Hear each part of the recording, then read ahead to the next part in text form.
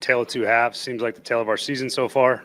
Find a way to play really well early, and then did not play really well in the second half at all in any phase. So got to find a way to get that fixed. We went backwards on offense. We had penalties. We had a million issues, quarterback hits, all those things. Not good enough. And then defensively, I think they scored on every possession in the second half, and that's a really good football team. And we didn't do a good enough job to do anything in the second half worthwhile. And it's frustrating, and got to find an answer. There you go, Brian Callahan yesterday. Another beatdown for the Tennessee Titans, this one at the hands of the Buffalo Bills. 34 unanswered points. Sometimes you think the bar's low, and then they just drop it even lower. Stillman and Company, 102.5, 106.3 The Game, streaming live on Twitter, Twitch, YouTube, and Facebook Live. We are live from the Busy Bee Plumbing, Heating, and Air Conditioning Game Nashville studios on a Titans Monday. Ian is here today. Hello, Ian. What up, what up? Ian, do you love the Titans? I like the Titans, yeah. But love them? Sometimes. Do you love them right now? Not particularly. So I love my Tennessee Titans. And I think, I could be wrong, I think everybody knows that. Right? I think everybody knows I love the Titans.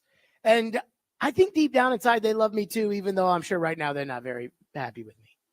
And you all know that I love the Titans.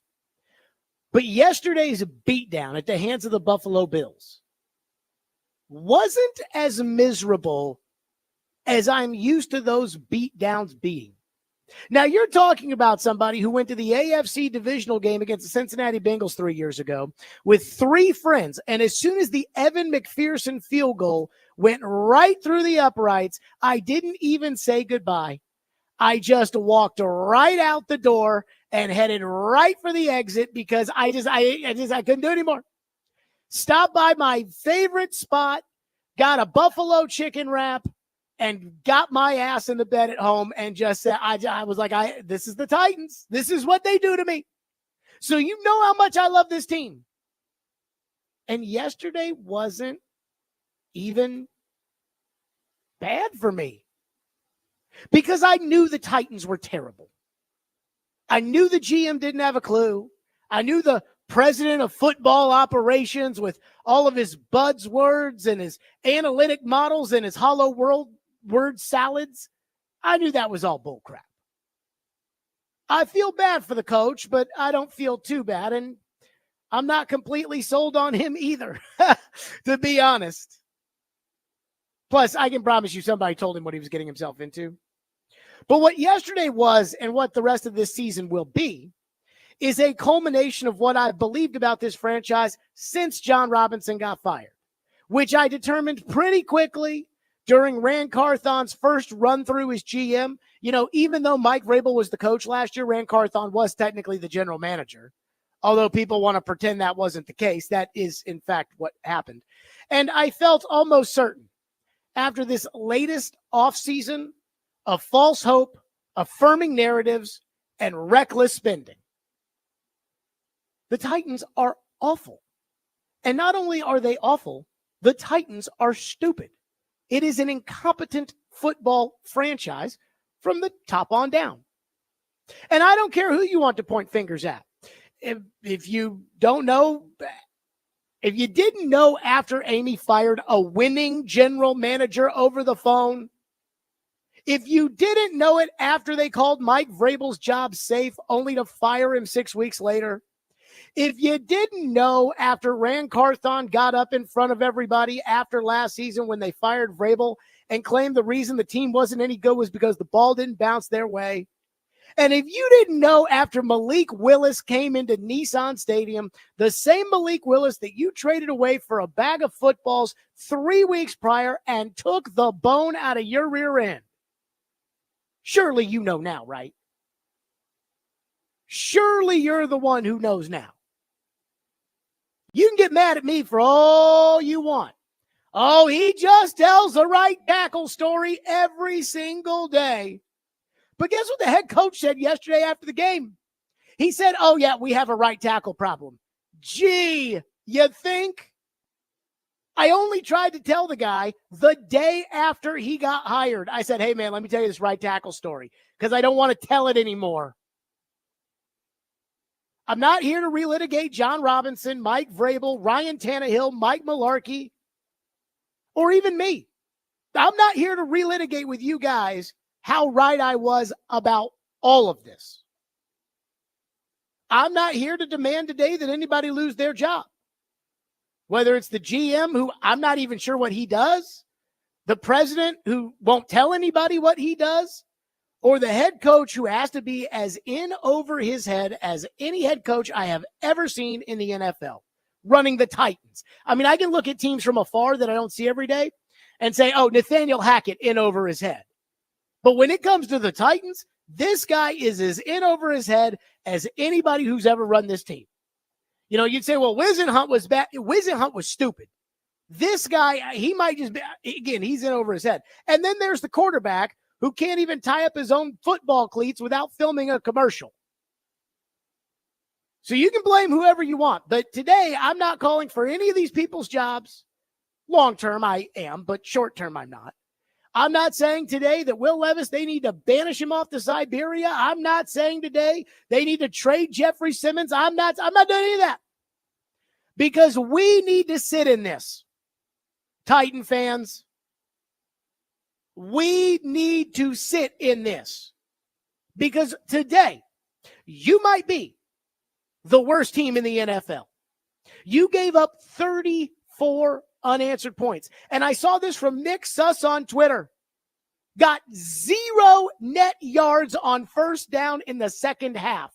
As Nick Suss put it, the Titans could have spiked the ball every first down in the second half, and the results would have been the same. Woof.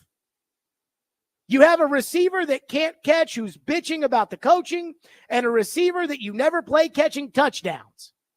Does that make any sense? You're terrible. And I can help them get out of this. I can. But they won't listen. They won't listen. Whether it's Brian Callahan when I'm telling them the right tackle story, whether it's Amy Adams-Strunk when I said at the end of last year, clean house, start over, get an experienced football person in here to spend that money and use those draft picks. No. They know what's best. That's why they've gotten worse each of the last 3 years. Again, I said this all last week. I'm going to keep saying it because it's true. And people get their panties in a wad every time I say it because they know it's true. John Robinson got fired at 7-5 for the season. Since then, you've won 7 games. 7-5 for the season. But they listened to the fans. Twitter was mad that A.J. Brown got traded. The Eagle fans flipped the birds to the box. And now we're all sitting with it. Right here. Dead last place. Worst team in the NFL. So I know what to do to change it. I do.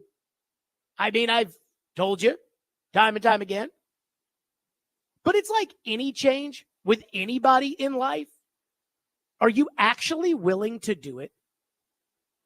Again, last year I said clean house.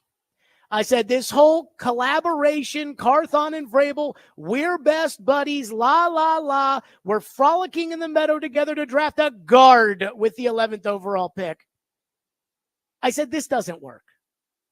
It was a nice thought, but the road to hell, and in this case we are living in football hell, the road to hell is paved with good intentions. Amy wanted a GM and a coach that respected each other. Instead, she got the exact opposite. I said, you got to clean house. But, Jared, you can't fire a general manager after 1 year. I do whatever I want. Just like she can fire a winning general manager in the middle of the season while they're in first place. But I got called racist. I said, hey, you got to clean house. I got called racist even though Mike Vrabel, a white coach, was part of the house cleaning. Everybody focused in on the general manager part of it. I'm talking about what's going to make you better at football. That's all I care about. And if you thought yesterday was bad, guess what? The Titans are an 11.5-point underdog this Sunday at Detroit. The line opened at 9.5, And within hours, it shifted to 11.5 because everybody around the country knows you suck. And the last thing that I will say about the state of the Tennessee Titans, and again, today we're sitting in it. Today we're sitting in it. You're the worst team in the league. There's no way out immediately. You're going to keep your GM with all of his great relationships everybody brags about. Your analytics from your president of football operations and his cancer curing model. Your head coach who doesn't know when to go for it, when not to go for it. We're going to live with it. Your owner who lives in Texas, who thinks she invented football and can just hire the greatest Vince Lombardis out there. Your quarterback who, we'll get to him in a second, but I'm not totally sure he's all that banged up. The last thing I will say is this. The problem with the Tennessee Titans, this is the problem. If I'm look at the camera. The problem with the Tennessee Titans is, since the 3-interception game against the Cincinnati Bengals, which was Ryan Tannehill's fault. Hate to say it, but it was. Since that 3-interception game, every single person in this organization has been doomed by their own arrogance. John Robinson just thought he could replace A.J. Brown with a draft pick. Didn't need to keep David Quessenberry at right tackle. How'd that work out? Mike Vrabel just knew his coaches were great coaches. Remember? So, Mike, are you going to keep Todd Downing after you threw 3 interceptions in a playoff game? He knew Todd Downing was a great coach. Anybody watch Todd Downing last night? But Vrabel knew. He knew his coaches were the best. Keith Carter, Tim Kelly, Jason Hodeling. Mike Vrabel's never had a coach on his staff who wasn't the greatest coach that ever lived, according to Mike Vrabel. And then Amy Adams-Strunk, who, look, there might have been problems between Robinson and Vrabel as far as their relationship was concerned. That's their business, not mine. But she gave him a contract extension in the early portion of 2022. And she fired both of them within 2 years. Because she just knew, with all of her loads of experience in football, that she could hire a better GM or hire a better coach. Whiff and whiff. Again, everybody got arrogant. Robinson got arrogant. Vrabel got arrogant. Amy got arrogant. And guess what? They're all guilty. So as Dr. Phil would say, how's that working out for you? 34 unanswered points. The Titans have 2 choices. They can either look in the mirror and realize, holy crap, we've built. Yes, the word right here, built. We've built arguably the worst team in the NFL. Or they can keep smelling their farts and thinking it's perfume. You're almost completely the worst team by yourself. 615-737-1025 is our phone number, 615-737-1025. I'm not even mad about it.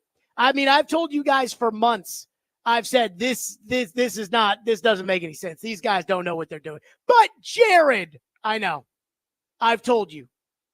The other thing now is the one thing the Titans don't do very well, they don't really ever tell the truth.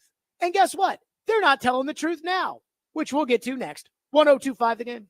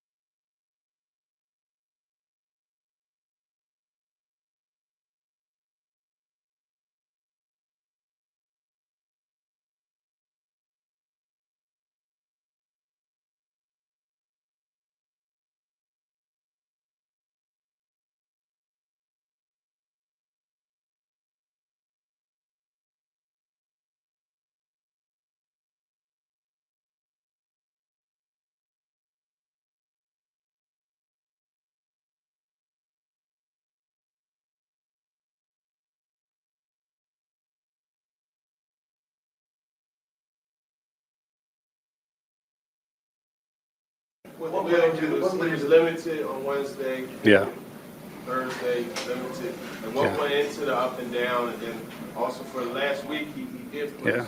So here's how this happened. He came off the bye week and 10 days rest, started practice that week, getting ready for Indianapolis. Felt like he was good enough to go. Everything in practice seemed like it was good. It felt kind of fresh because he came off the rest.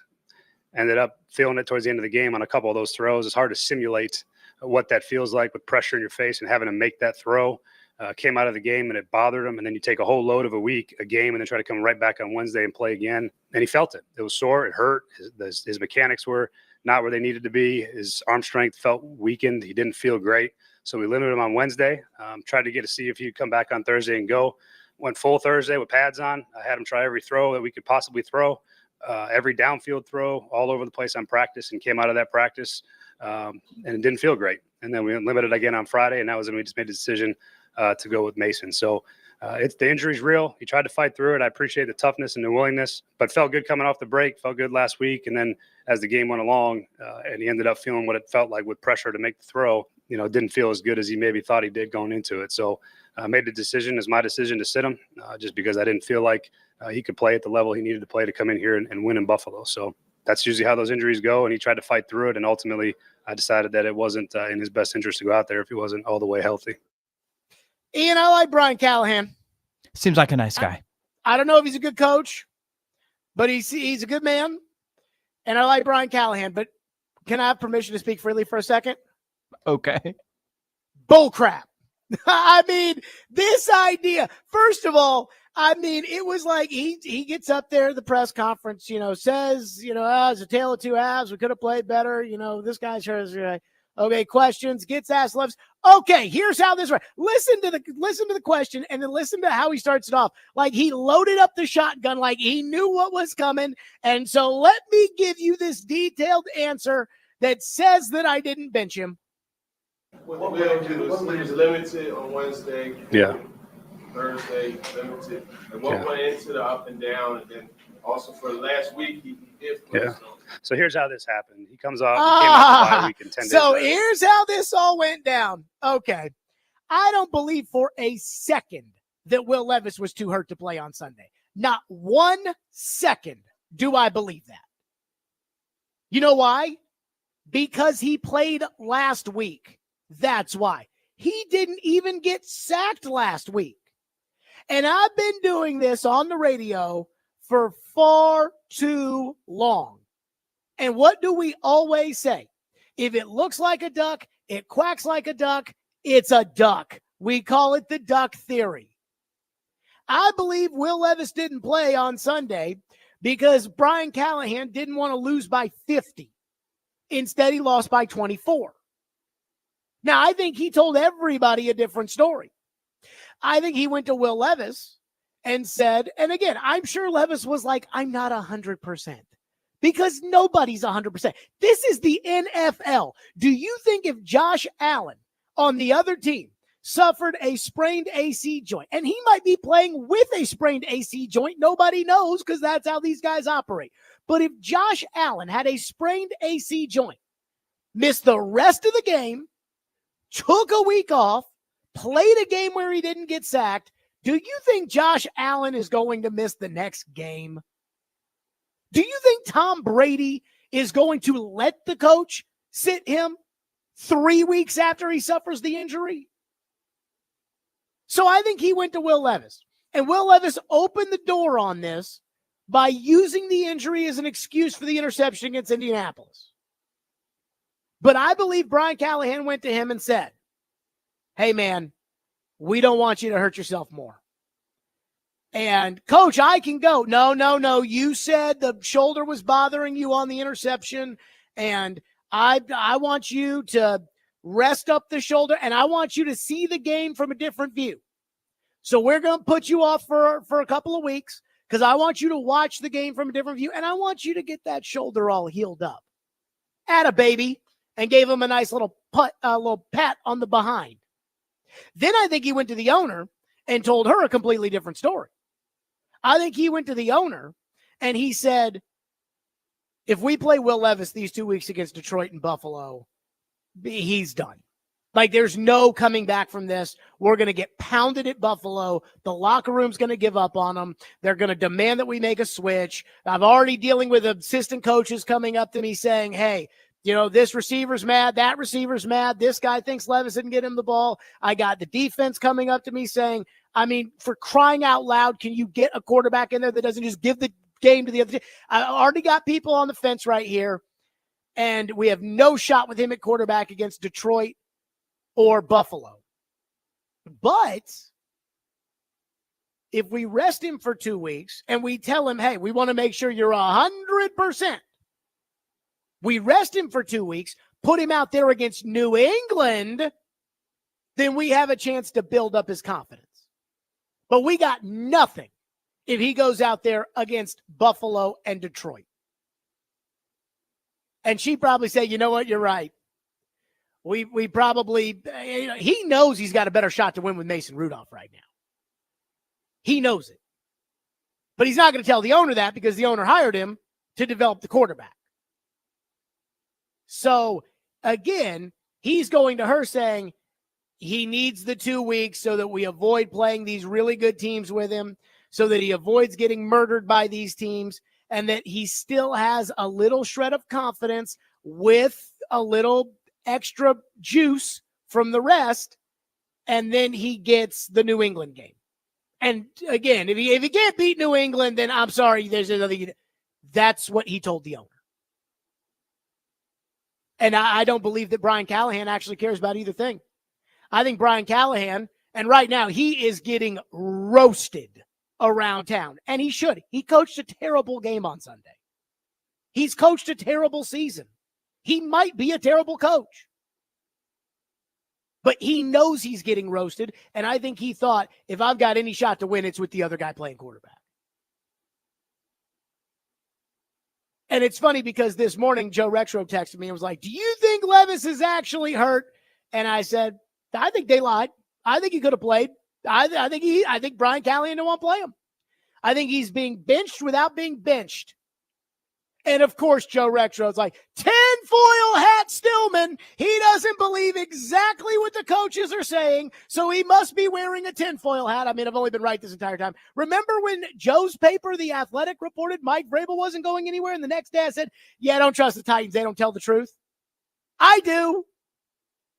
So I think Brian Callahan looked at it like, I want to win some football games because everybody around town thinks I can't coach. And I want to win some games, and I want to keep my job, so I'm going to play the quarterback that gives me a better chance to win. That is Mason Rudolph. I know they got beat by 24 points yesterday, and they didn't move the ball in the second half. You're not losing by any less with Levis in there. I'm sorry. So, again, I think Callahan is not telling the truth. Now, D-Mace, I think, said it pretty well yesterday on the pregame show and today on their show when he was like, it's not black and white, did they lie? He's like, is he hurt? Sure. Could he use extra rest? Sure. But, big boy quarterbacks play through these things.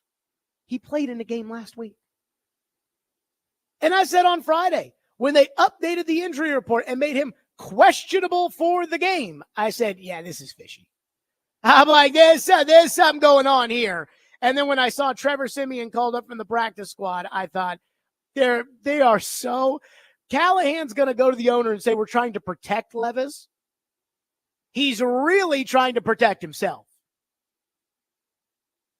And again, I heard his answer after the game. The TD asked the question, okay, so here's how this works. It was like a coached witness. I heard it and thought, okay, dog, got it. Like he looked at his lawyer. Was like, you can go ahead and answer that one, Brian. So that's how disjointed this team is. The quarterback stinks.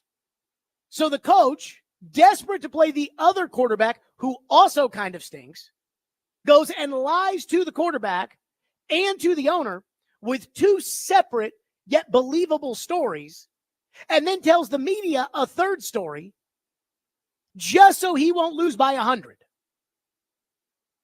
And that is, in my opinion, the state of the Titans.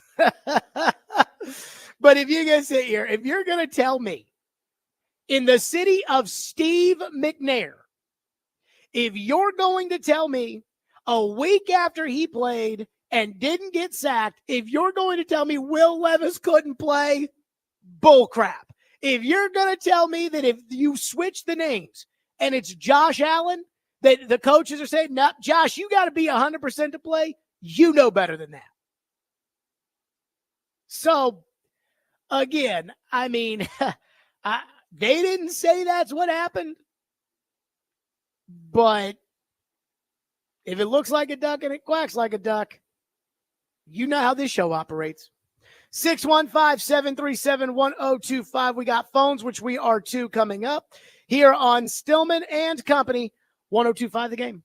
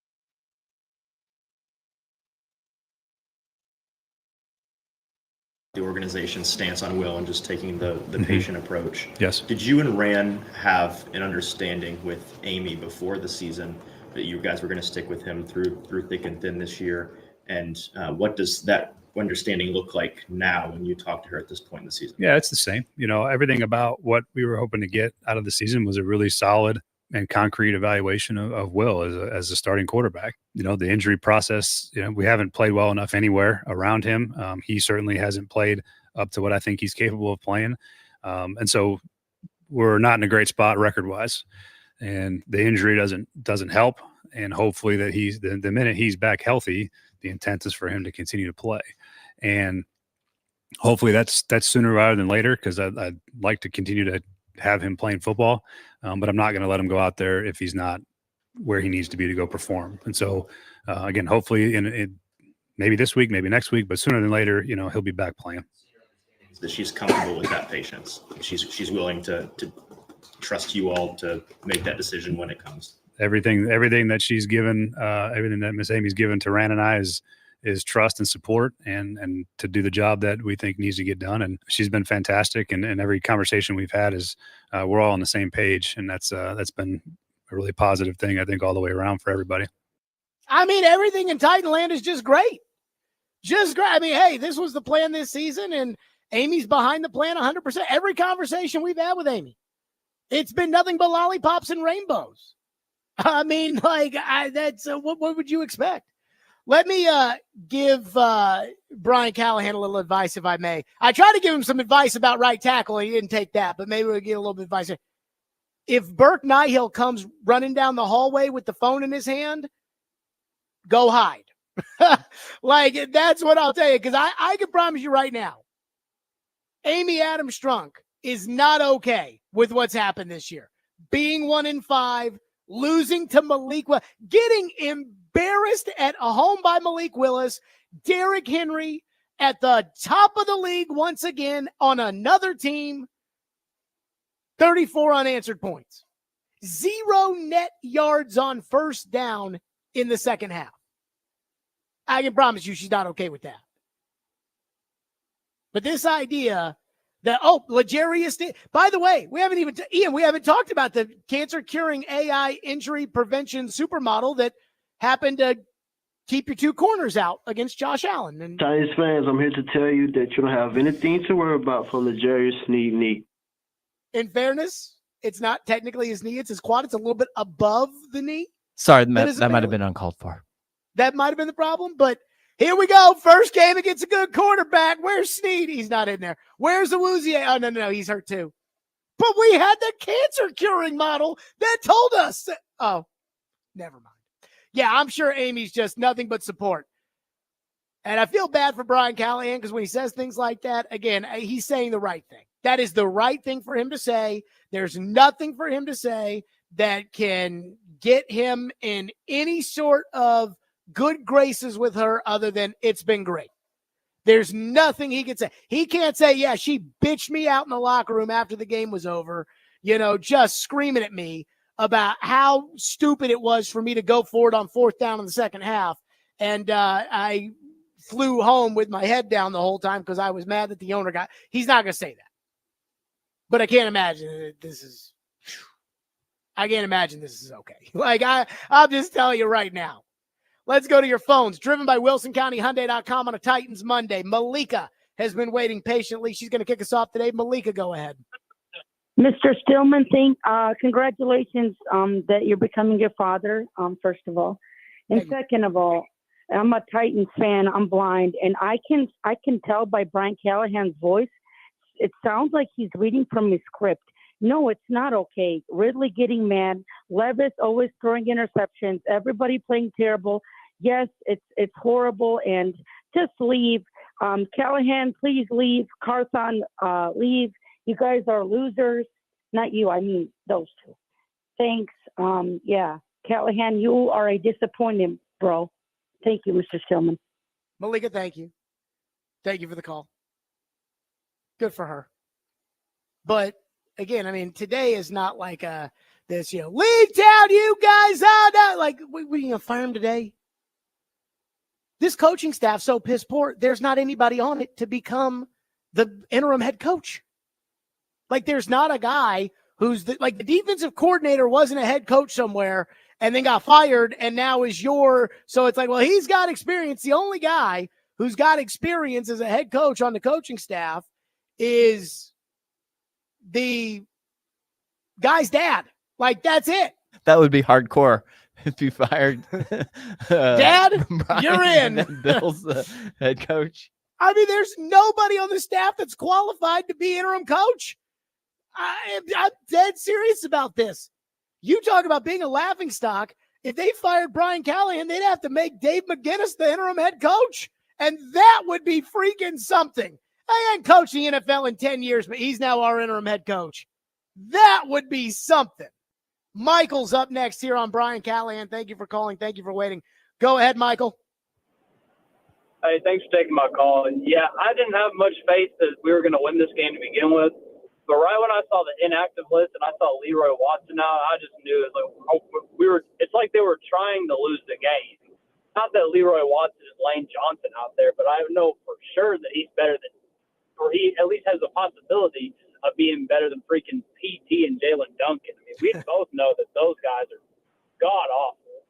So I just don't even know what to say anymore. I understand what Callahan's saying, what he has to say, but I just don't have any faith for him to be possibly turning it around, even if he gets his own quarterback to be the guy, if we draft someone that he wants this next year. But I just have no faith anymore. And they mentioned it earlier on the show, or earlier on Robbie and Rex show, but it's like there's apathy setting in. And I'm absolutely apathetic about the team right now. And I just don't know what to do anymore. I'm just glad Vanderbilt's good. So I don't believe that apathy, I don't believe, thank you for your call. And maybe I'm wrong. And maybe it's just me. But I think people are mad. Like, apathy is when you just don't care. Like, it doesn't even cross your radar. Like, high school football for me, no disrespect to high school football, but like on Friday night, I'm not, what was the East Oak and Riverville score? You know, like, I don't care. I have no interest in high school football. The closest I'll get to high school football is interviewing Chris Sanders and having him on the pregame show. Like, that's my extent. Again, no disrespect to high school football. High school football is great. I just don't care. That's apathy. The idea, I mean, again, the last caller was like, I'm blind and leave town. That's not somebody who's apathetic. And I've heard people saying this about the Titans and the Predators, because Predators stinking it up too. But I've heard people that are like, well, it's good. It's apathy. I said, I don't know, man. I think people are mad. And that's a good thing. But mad, again, we got a lot of weeks left to go in this. At some point, mad will probably cut into apathy a little bit, if I had to guess. But I'm not going to assume it, because I don't think people are apathetic. I think people watched that game yesterday. I think people knew they weren't going to win. And they watched that game yesterday, and they got mad because their football team is an embarrassment. That's just my opinion.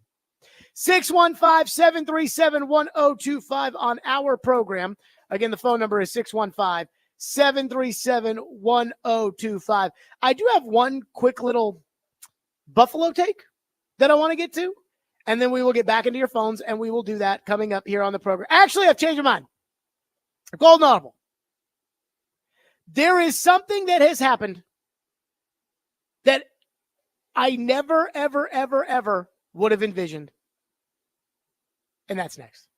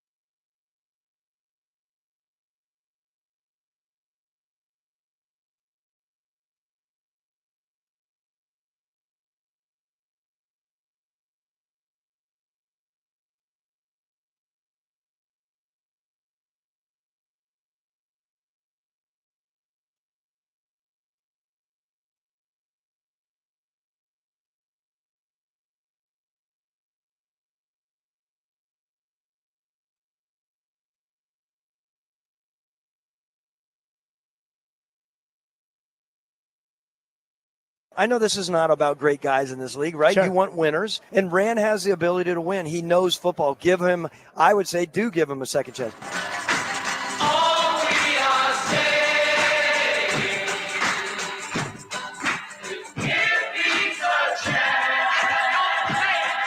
Rand is a tremendous person, as far as an evaluator and the relationships he has around the league. And we really wanted to allow him to flourish in that role. I love the moves that they've made. Rand Carthon, second year as the general manager. I thought last year getting Peter Skronsky in the first round out of Northwestern and playing him at guard right away, I think it's a terrific move, and he's going to be even that much better this year. He's just going to play the role of a bully and run over. I believe that's Skronsky. He's just going to run right over him. When you talk about those pieces, let's give Rand Carthon and GM a shout out, because he's kind of transformed this roster from last year to this year. They got talent everywhere on this roster, so you got to give Rand Carthon a huge shout out. And Calvin Ridley just unable to squeeze it for Tennessee. But we literally checked every single box, from what we felt like we needed in starters to the furthest backup. Malik Willis into the end zone in Tennessee to pace the Packers to the early lead. But I just feel like I said earlier, I feel like they're going in a different direction. And now it's Henry time. Derek cutting it outside. Derek Henry, touchdown, Ravens. I do know we have the right GM. Rand Carthon's going to do some great things. He and Brian Callahan just kind of getting this team together. There's a lot of excitement around it. Hope is a powerful thing. We're hopeful that the fan base sees that. The exclamation point for Buffalo. Boy, I tell you, there's a lot of talk last offseason. Jared, you'll see. You'll see, Jared. They'll prove you wrong. They're 1-5. They can't move the ball. They can't throw the ball. They can't run the ball. They don't try to run the ball. I'm trying to think of all the things Jim Morris said that one time when he was like, this team sucks. And I was told that, oh, no, just give him another chance. Well, and again, it's not just Rand. Chad Brinker's in there right there with him, screwing up in his AI model and whatnot. But you all know that I've already had my mind made up for a while. I wanted to clean house last year. I have not seen anything encouraging, and I have made that be known. He did have one good press conference Rand did at the Combine I thought was good. Other than that, again, it is what it is. But you guys know what I think. That's something. So yesterday in the pregame show, the award-winning pregame show, I asked D. Mace and Chris Sanders, guys that, again, have worn that uniform. You guys know it. They love the Titans. And I asked him, I said, okay, if you had to pick going forward, who would you rather have be the general manager of the Tennessee Titans, John Robinson or this group, the Rand Carthon, Chad Brinker group? They're the only two that matter. They're the ones in charge. Who would you rather have? This is what D. Mace said on the pregame show. I am picking whoever they have at the helm right now.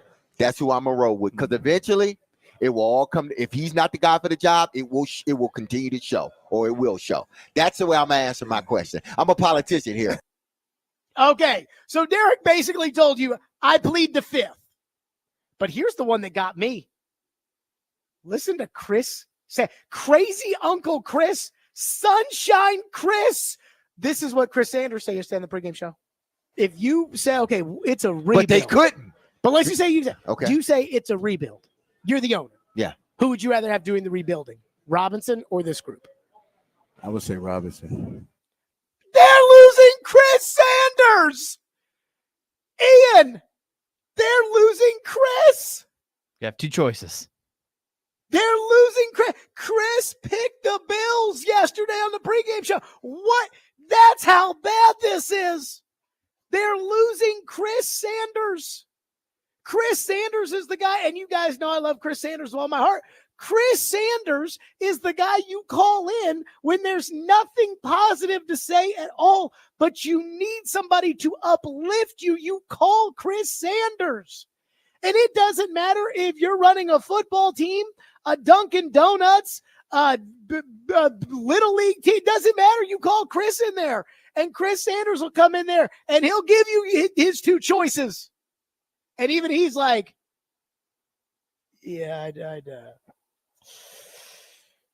I'd rather have John Robinson. I mean, that's, and again, I like John Robinson, but I know most of you don't. Somebody on the YouTube chat, Ian, says that when you frame the question like that, yeah. You mean when I frame the question, who would you rather have? Who would you rather have, Mahomes or Joe Burrow? Who would you rather have, Brady or Manning? I'm asking you, who would you rather have, Robinson or this group? Most people would say, well, this group, they haven't totally proven. We know the last guy didn't work out. This we know. And they're like, yeah, we'll take the last guy.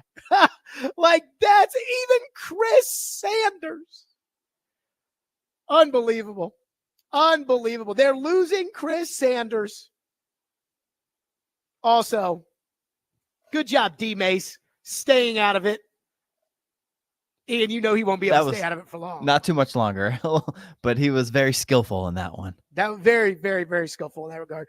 Phone line driven by WillScottieHunter.com. Jeff on the text line. Jared, you can try to explain to people all you want, but until Amy Adams Strunk is willing to hire a very seasoned NFL veteran executive and give them control over all personnel and player decisions without interfering like Bill Belichick is demanding, though I'm not recommending him, this team will continue to be a non-factor basement dweller.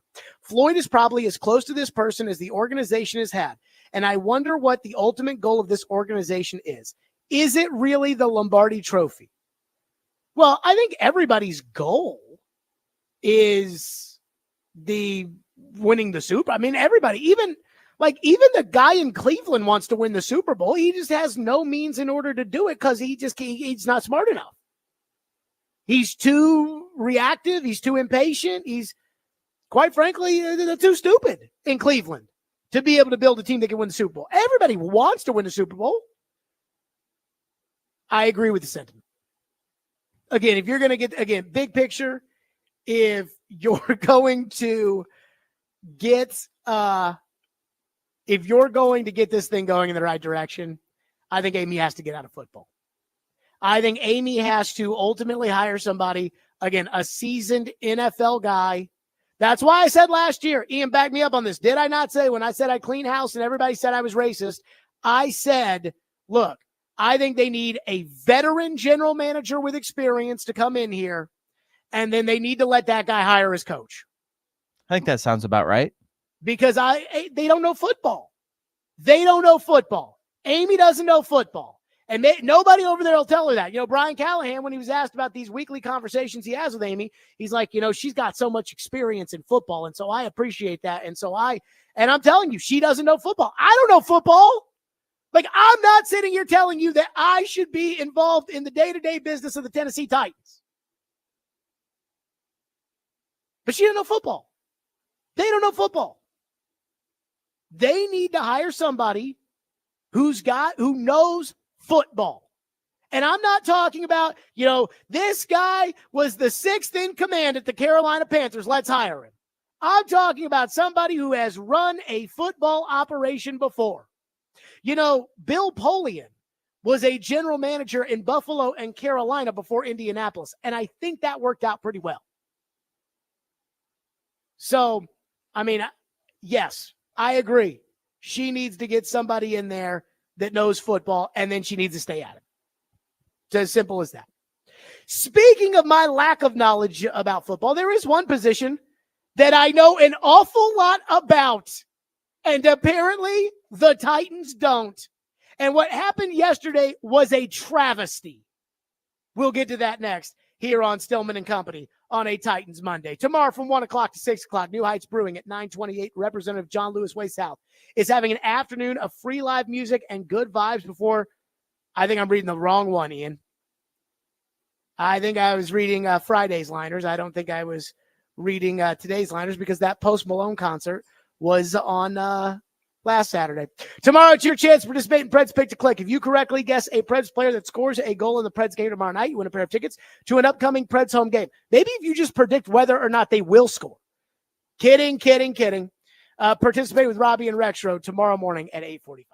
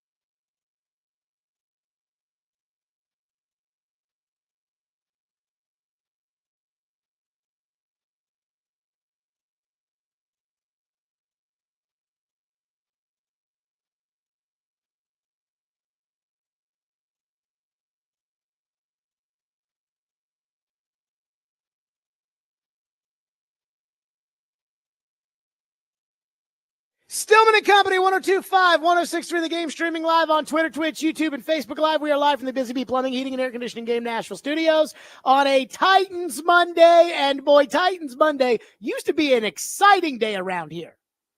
Now it's a depressing day around here.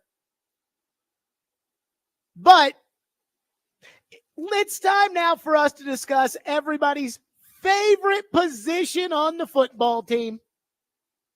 Right tackle. You guys know the story, so I'm not going to tell it again. But I oftentimes compare my experiences working with the late, great Floyd Reese, the Ring of Honor Hall of Fame Floyd Reese, from ages 25 to 31. Ian's a little bit older than me, so Ian, I'm guessing for you it was what, like 29 to 34 with Floyd? No, maybe a little bit. No, I don't even know. I'm 40. I'm about to be 42. So something Are like you that. really? Yep. In January, I'll be 42. I know. Life comes at you fast. I remember when you were in your 30s and I was like, man, Ian's old. Now you're in your 40s. I was like, I'm in my 30s. Yes, I was like 35, something like that. That sounds about right. Okay.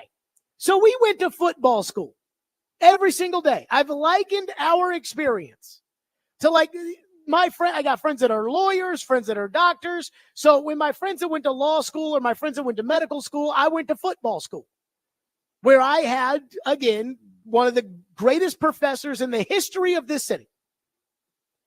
And I learned on the first day of football school that you have to have a right tackle. So yesterday, after whatever fakakta story the Titans want to tell, we're in the middle of the pregame show. I see that Leroy Watson is inactive after they called him up off the practice squad, cut John Ojokwu, a.k.a. Ian, OJ. OJ, yes. They cut him. They bumped him ahead of Nicholas Petit-Frere, a.k.a. PT. And Jalen Duncan gave him the start. They didn't give up a sack. I didn't think Watson was very good either, which they didn't think, but I didn't think he was worse than PT. I didn't think he was worse than what Duncan has been his entire career. So I was stunned when I saw that Watson was, and then I went and I looked at the injury report. He wasn't on the injury report on Friday. So I checked with the Titans. They said this was not injury related. I talked to somebody who would know. And I said, why is Watson inactive? And they said, because they think he sucks. Well, duh. They cut him 6 weeks ago. But the other guy sucked too. So after this whole, again, fakakta situation they found themselves in, where now Jalen Duncan, who's been given about 9 opportunities to play tackle in the National Football League, preseason games, regular season games, practices, whatever, and he's terrible all the time, was terrible in college. Jalen Duncan's going to get the start. He gets hurt. Now you're back to PT. And after the game was over, Brian Callahan got up in front of the media and said what we've all known for forever, some of us, not going to say who, longer than others, but he said, yeah, this is an issue. Yeah, we just got a problem at right tackle. You know, we got to find someone that can step up and play for us. And right now, everyone's got their turn, and none of it's been where we need it to be. And so we're just going to keep rolling through it. And there's only so many available tackles out there, and only so many on our team. And just trying to find more consistency from that spot at this point. And I find it to be incredibly inexcusable that the head coach of the Tennessee Titans is getting up there in front of the media and saying, we have a right tackle problem, given the fact that it was him who believed in the right tackles they had on the roster. Again, something that I learned on the first day of football school. Brian Callahan, this entire offseason, apparently had no idea. And that was even including the fact that the day after he got hired, I sat down with him and told him the right tackle story. So I said, this was 2015. The team was terrible. They were 3-13 that year. I go, Floyd, are the Titans going to be any good this year? This might have been April after the draft. And he looked at me and he goes, we don't have a right tackle. I said, that's important, huh? He said, right tackle? I was like, pretty important. So the last couple of years, I feel like I've had to tell that story on the radio a bunch. So right tackle's apparently pretty important. I just, I just want you to know that story so I don't have to tell it anymore on the radio. I'll say this anymore. The way the NFL's set up, everybody's usually has at least one dynamic pass rusher. Mm-hmm. Most of them have two. And so if you don't have two tackles, it's going to be hard. He told you right there that he thought right tackle. I walked away from that thinking this guy knows that right tackle is important too, because he probably learned it on the first day of football school too. But then he was at the combine and he was on the midday show and he didn't get asked in his press conferences and things like that about the right tackle spot because nobody else cared about it as much as we did. And so Carolina asked him about the right tackle spot. And Brian Callahan said something. And Ian, in February, the alarm bells went off. Here's what he said. I will say that there is some young talent on our line that I do like. I think Debunking did some good things. I think Petit Frere has talent. I mean, I think we got some guys that have traits that just need to be refined and coached. And hopefully we got more in those spots as well. So I'm not saying that that's where we're going to stop, but we're going to keep trying to add good players. But I think there's some things to work with on the roster as well.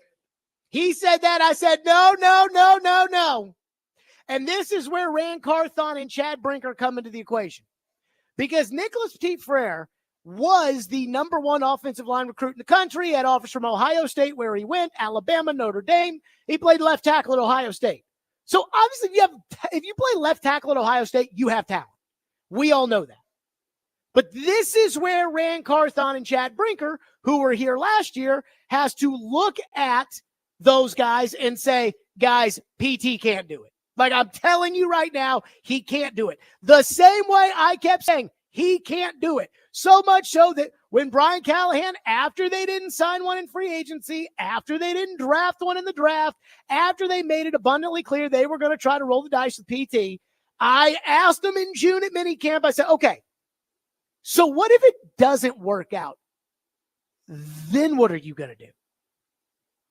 An insurance policy or an insurance option if you put the pads on and they're not in training camp where you want them to be? There's always options. Sometimes your options that are outside of your building are better than others, but there's also a whole nother set of acquisition period that comes at the end of training camp. There's trades that occur. There's cuts that occur. There's still potential to add at the position if you feel like you need to. Again, maybe not be the options that you would want. There may not be one that's available that's worth it. But there's always avenues to improve still before the season starts if you feel like you need a spot somewhere on the roster. And they didn't do it. Like they didn't do it. Chris Hubbard got signed by the Giants last week, but he was on a practice squad the whole time. So again, Day gets hired. I'm like, dude, right tackle, pretty important. He's like, yeah, it is. I'm like, okay. Whew.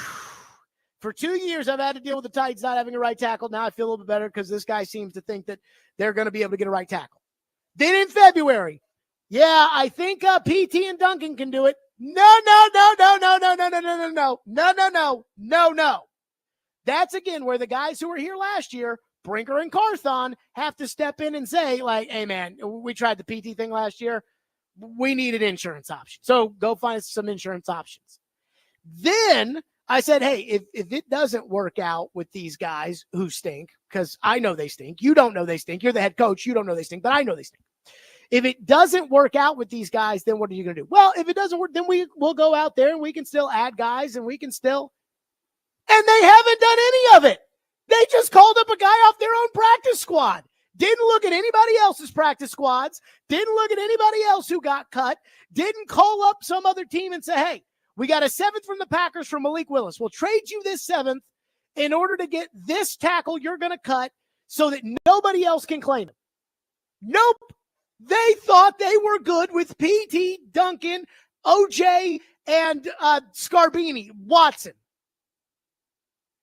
I thought they had the guru coaching them, Bill Callahan. I thought they had him coaching them. And I wouldn't be so worked up about it, except for the fact that I know I'm not some football savant. Like, I know it. I work every day with somebody who was, so I know what I don't know. And I don't think I belong in the hierarchy of an NFL team's decision making. Though let me just say this, I do think I could do better than the Titans have done the last 2 years. And I'm dead serious about that. That's how little respect I have for the job they've done. But again, it's something you learn on the first day of football school. You have to have a right tackle. That doesn't mean it's more important than quarterback or left tackle or whatever. But you can't go into the season without a right tackle. And these morons don't know it. And that is so. And now, after all of the, yeah, I know you got to have 2 tackles. And yeah, we think PT and Duncan can do it. And yeah, if they can't do it, then we'll go out and get somebody else. After all of that, here we are 6 weeks into the season. And he's like, well, we got a right tackle problem. So we're going to keep swapping spit and seeing if this is going to change. And I know this isn't going to change because they did the same thing last year and it didn't change. So until the Titans put somebody at right tackle who was not in this organization as of today, as of right now, nothing's going to change. And it doesn't matter if Will Levis is quarterback or if Mason Rudolph is quarterback or if Jared Stillman is quarterback or if John Elway is quarterback. They can't block. Because, again, you have to have a right tackle. And I know that it's like, oh, here goes Jared on the right tackle. I get it. But I'm asking this seriously. Do you guys understand how sad it is, how truly embarrassing it is that the fat guy on the radio who never played football knows more than they do? Knows more than the guru, knows more than the head coach, knows more than the GM, knows more than the analytic MBA business model.comers. That's bad. Like, I don't know what you all do for a living. Like Joey in Bellevue. I love Joey in Bellevue. He's a great guy. Joey in Bellevue does not know more about the Titans than I do because it's my job. And he does HVAC work. And I don't know more about mini splits than he does because that's what he does. I'm serious. This is how bad it is. The coach is like, oh, trust me, I got this.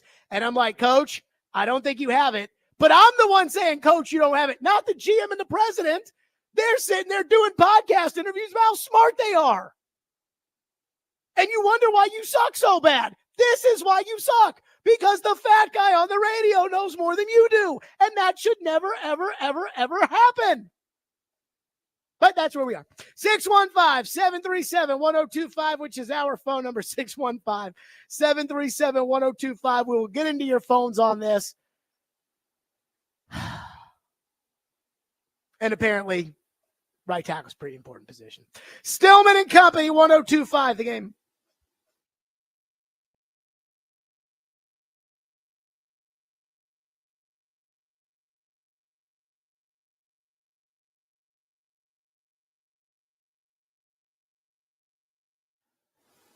Let me tell you about Window Nation. Guess what? I don't know anything about Windows either, but they do. And I know that they're actual experts that know what they're talking about because they came out to my home and they showed me their good, better, best models. They showed me the brand new windows. You get these brand new windows installed. And I mean, it will save you money on your energy bills. You're going to crank up the heat. We're doing the thing now where it's like, sometimes we have the AC on, sometimes we have the heat on. We're kind of in that little flux right there. And you want to make sure that you've got the right windows so that you can keep the heat in and the AC and don't let it go out through the window. And so right now with Window Nation, October is the perfect time to get your windows changed out. Buy 2 windows, get 2 free, and pay nothing for 24 months. And hurry because this sale ends October 30th. Buy 2, get 2 free, pay nothing for 24 months. So schedule an in-home estimate right now by calling 866-90Nation or by visiting windownation.com. That's 866-90Nation, windownation.com.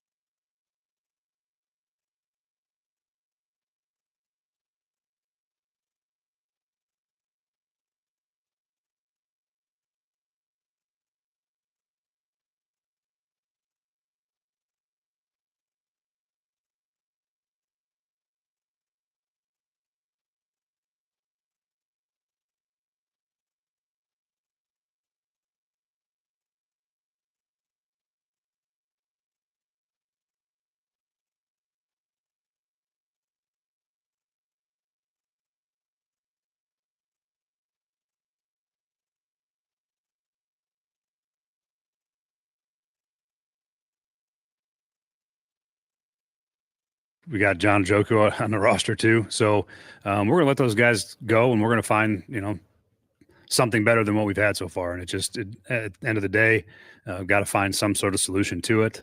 And guys will get opportunities to do so. And, Leroy will get an opportunity potentially to fight for it.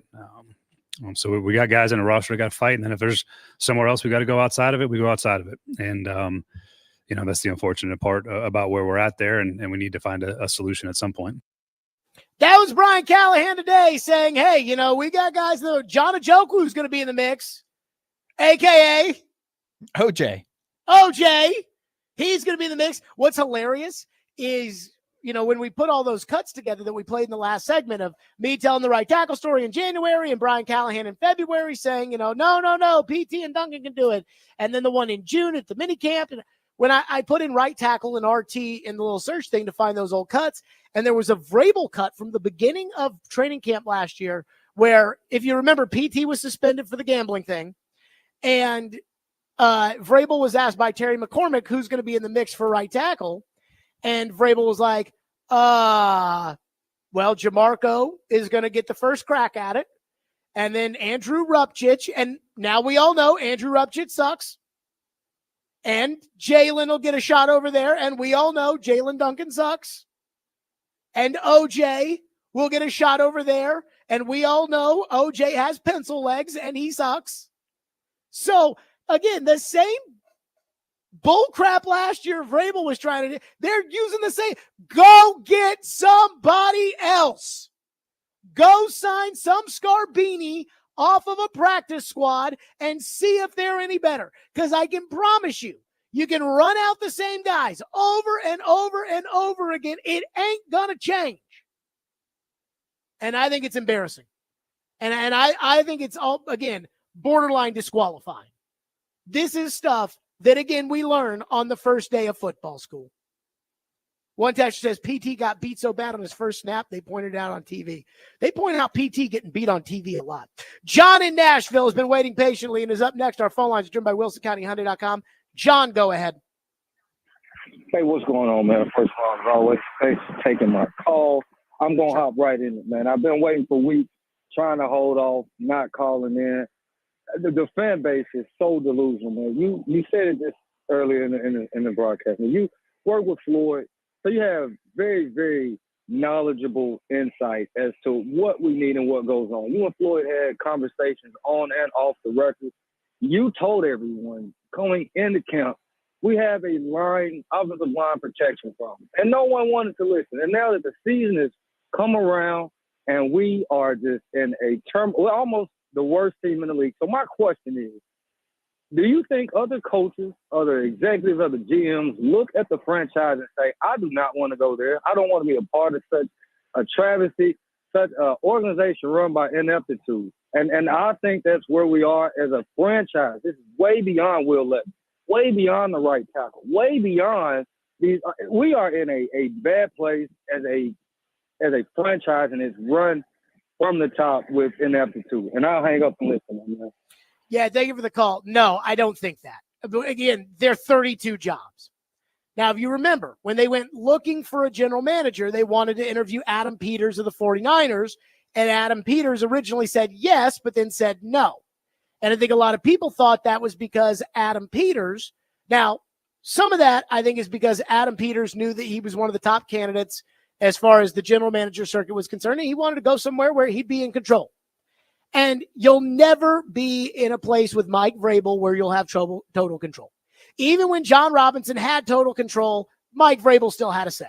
You'll never be able to get Mike Vrabel to do exactly what Mike Vrabel is not going to be Jeff Fisher. Like, I'm just telling you, where he sits on his ass all spring and then, lets the GM do the job. That's not going to happen. So Adam Peters pulled out. But again, I think that was over Adam Peters wanting to be somewhere where he had final say, and Adam Peters had history in New England, and the Titans had just fired John Robinson. But again, I think that if you were to open this thing up and you were to interview GM candidates and coach candidates, the same way you got Brian Callahan. The same way you found Brian Callahan. Brian Callahan was interviewing for your job, and if he got a second interview, he was going to Carolina. There's 32 jobs. And I remember when the Houston Texans fired David Culley after a year and fired Lovie Smith after a year, and ESPN Stephen A. Smith said on First Take, on the flagship show of the #1 sports channel, black coaches do not apply for the Houston Texans, because he was so mad about how Culley and Lovie were treated, and they hired D'Amico Ryans. So, no, I don't think it matters. And again, what are we asking here? Like, do you think anyone wants to work here? Yeah, because that's what the money's for. That's why people want these jobs. You know, I was listening to old Jared and the GM when they benched Mariota. I was listening to it last year. I was on a walk, and I listened to old Jared and the GM when they benched Mariota, because I wanted to hear what he said, because this was right around the time they benched Tannehill. And I said, well, Mike Vrabel said that, you know, they were going to revolutionize Mario, whatever it was. And Floyd goes, well, of course he said that. He'll say whatever it takes to get the job, because there's one of 32 and it pays $4 million a year. So he'll say whatever it takes. And I'm like, there is some truth in that. There is some truth when it comes to these guys. So no, this idea that no one would want to come here, no one want to be here. We have people say the same thing in free agency about, why would they want to come here? This team stinks. And I'm like, because the money. L'Jarius Sneed wanted to come here from Kansas City, not because he had a better shot at winning the Super Bowl, but because of the money. So yeah, I don't think it's that. 615-737-1025. Brian Callahan yesterday. I like Brian Callahan. I'm rooting for Brian Callahan. I don't have a ton of hope when it comes to Brian Callahan, but I'm pulling and rooting and hoping and all these things. And I still can't get over what he did yesterday. Inexplicably stupid. We'll get to it next. Stillman and Company, 102.5 The Game.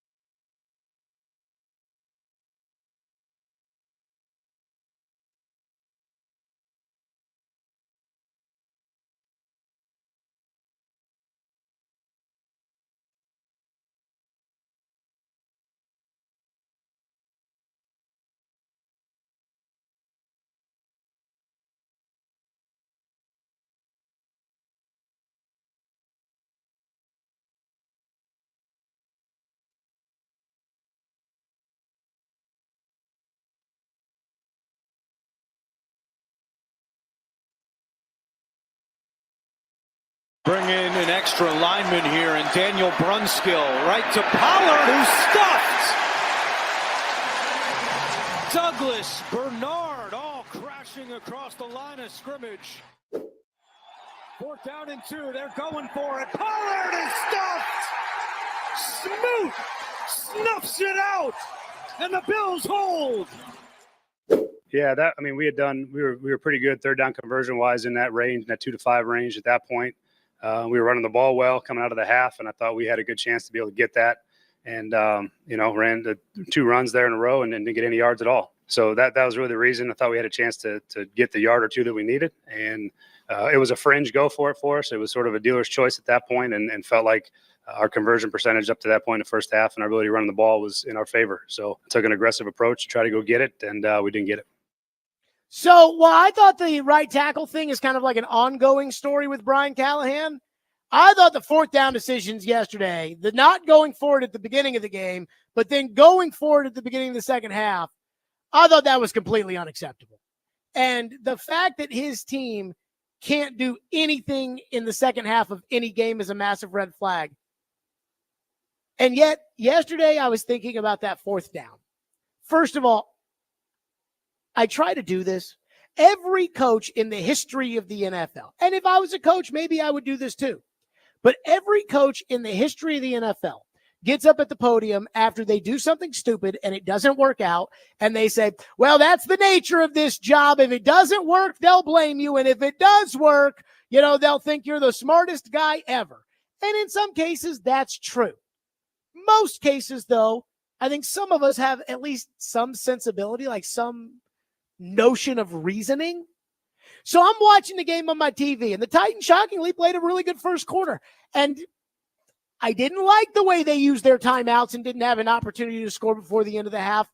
But 10-7 at Buffalo on the road, defense playing well. I thought I was going to have to eat some crow after I said, I don't think the defense is not only not the number 1 defense, but I don't even think they're a good defense. I thought I was going to have to eat some crow. And then Brian Callahan, on 4th and 2, after they lose a yard on 3rd and 1, decides to go for it. And I'm watching the game with my dad, and I'm like, punt the ball. You're at midfield. If you don't get it, you give Buffalo all the momentum.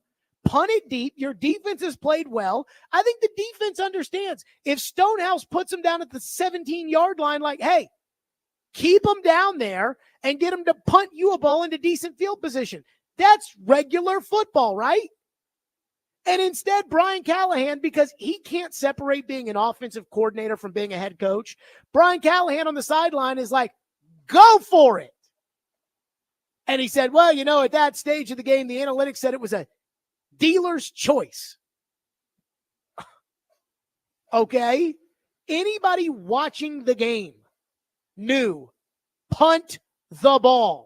Ian, when you were watching the game, I'm going to put you on the spot. When you were watching the game, did you say punt the ball? I was leaning punt. I mean, again, he said today, Callahan, I couldn't believe this. He's like, well, on the 3rd and 1 play, we ran our goal line package, which you hear the CBS announcer saying they've brought Daniel Brunskill in the game on 3rd down. And he goes, and they ran their nickel package. Wasn't that the Wildcat play? Was that the Wildcat play? Yes, and you still lost a yard. And so now we're going to try to run it again? Right up the middle once again. Same play back to back. I mean, oh my God. And so then I'm sitting there thinking to myself, I'm like, that was really stupid. And it ended any chance they had of winning the game. If they had gone for it on 4th and 3, screw your analytics and what they say.com. And again, those things are so stupid anyways. Vrabel got in trouble last year because at Miami, they went for 2 when they were down by 14, scored the touchdown. So now they're down by, 9 at that point? Down by 14, scored 6. You'll have to do the math for me. So they're down by 8 or whatever at that point. They go for 2 and get it. And so then they end up winning the game by a point. And apparently the analytic department was like, Mike Vrabel, that was a bad idea. And Amy got mad at Vrabel over that. And it ended up in the Diana Rossini Athletic article. And Vrabel was basically like, F off. He was like, enough. So I don't care about the analytics. I think it's all horse crap anyways. But again, the analytics say early in the game, don't go for it. Well, I'm sitting there watching the game saying you're on the road at Buffalo, opening drive, you're at the 7-yard line. Like, you ain't going to beat Buffalo with field goals. You're not beating Josh Allen with field goals. I think we can all agree. So I said, go for it. Go for it. 4th and 3, draw, go get it. Go try to, you're an underdog. It's okay. And again, I think most people would have agreed with me. And then on the other side of it, here they are. And it's like, all right, hey, you've got a lead in the second half. Defense is playing well. Like, Amari Cooper's dropped the ball, and they've got pressure on him. And for whatever reason, they weren't throwing the ball to Shakir, who's their best offensive player. So just punt it deep. Nope, we're going for it. And Twitter went nuts. Twitter went insane that Brian Callahan did this. And again, I'm not saying Twitter knows who's a good coach and who's not. Twitter's the one that perpetuated let Rand cook, and we see how that's worked.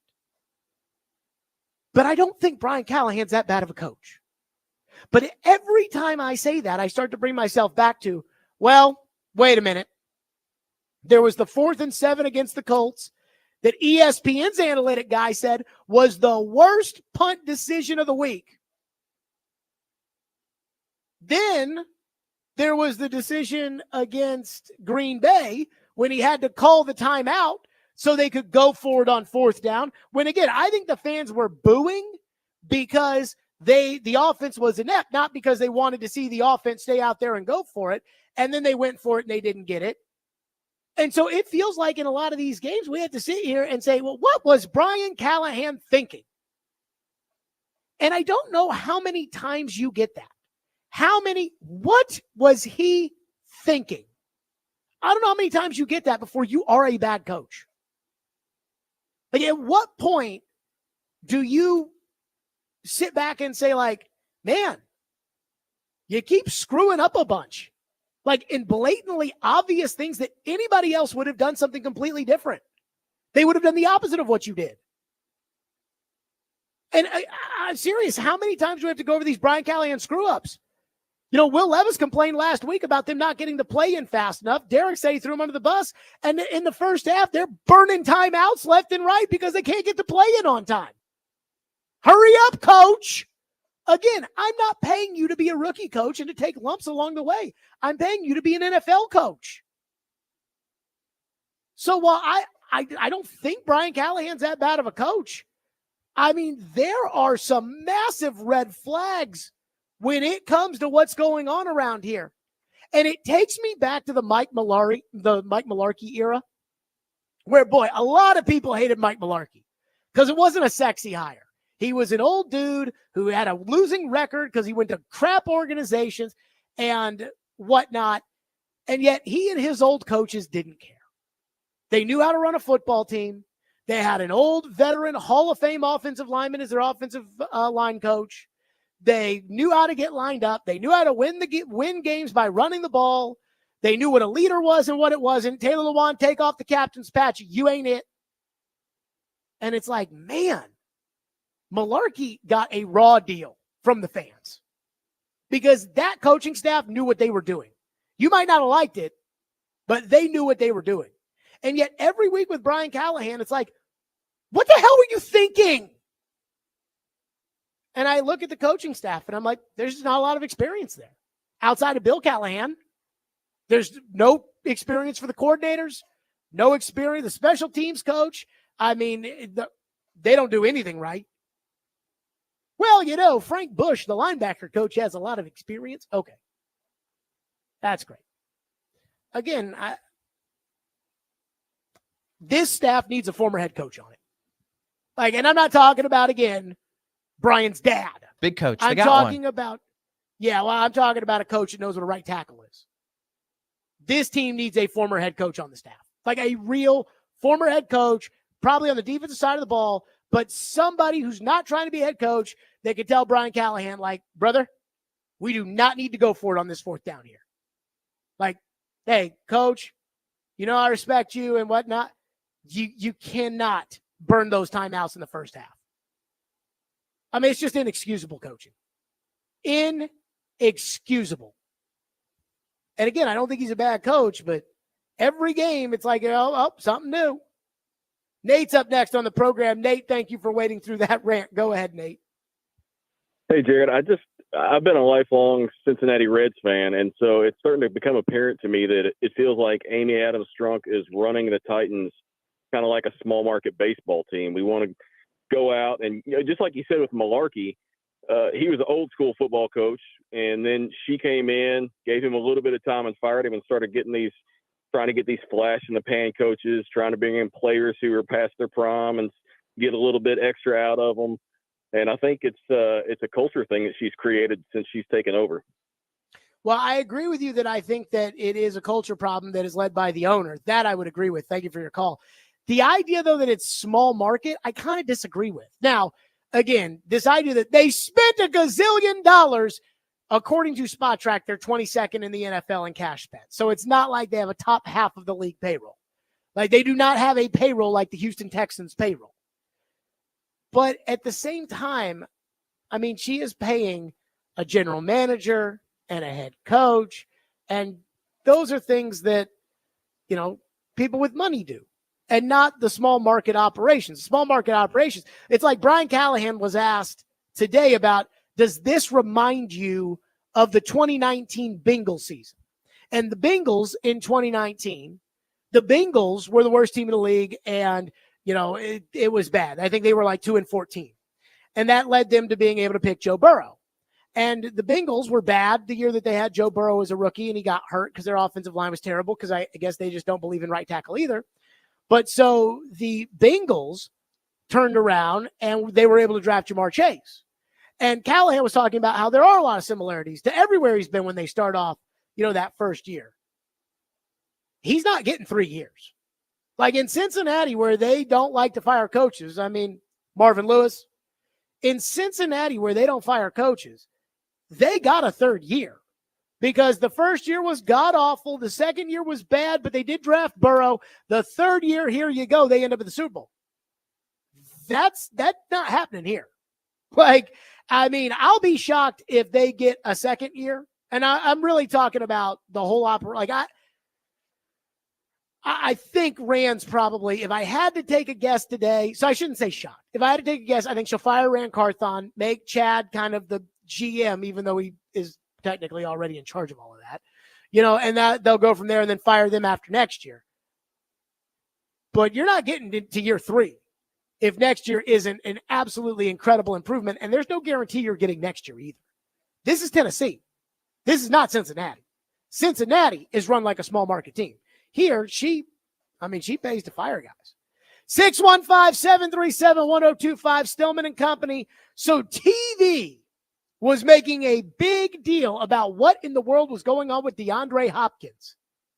That's next. Tune into 93.3 Totally Hits Nashville this Wednesday night for MTSU football.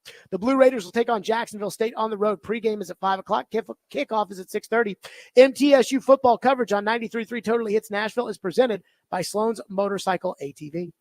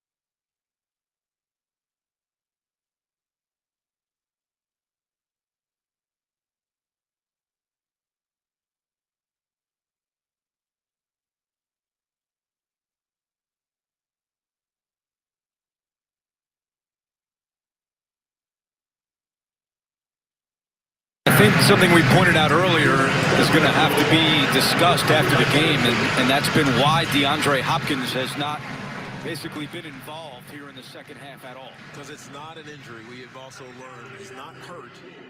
He was standing right next to Brian Callahan on the last series with his helmet on. Gave him a thumbs up to him, but then an odd look. And you hate to speculate, but I'm going to speculate because the trade deadline is coming up, and a guy like DeAndre Hopkins fits the bill of that. A veteran receiver that can still play at a high level, or possibly there's a contender that's looking to add someone like him at this point in the season where he can help them. So who knows what's going on within the Titans organization. But right now, with them on offense and DeAndre Hopkins walking around with a towel on his head, I can only wonder up here in the booth what's happening with possibly his situation. So that was Jason McCourty and Tiki Barber on the CBS broadcast. And CBS yesterday made it abundantly clear that they thought something was up between DeAndre Hopkins and the coaches. And in that last cut, Jason McCourty alludes to a potential trade. And so I watched what you guys saw, which was, again, DeAndre on the sideline. And it looked like he was throwing a little pissy party over there. You know, he had his helmet on, but as McCourty and Tiki Barber noted, his helmet's not even screwed on tight, and the wide receiver is not following the play, which normally the wide receiver follows the play so that when it's his time to go in, he just runs right in on there. DeAndre, the body language told me everything. DeAndre didn't want to play. He didn't want to go back out there.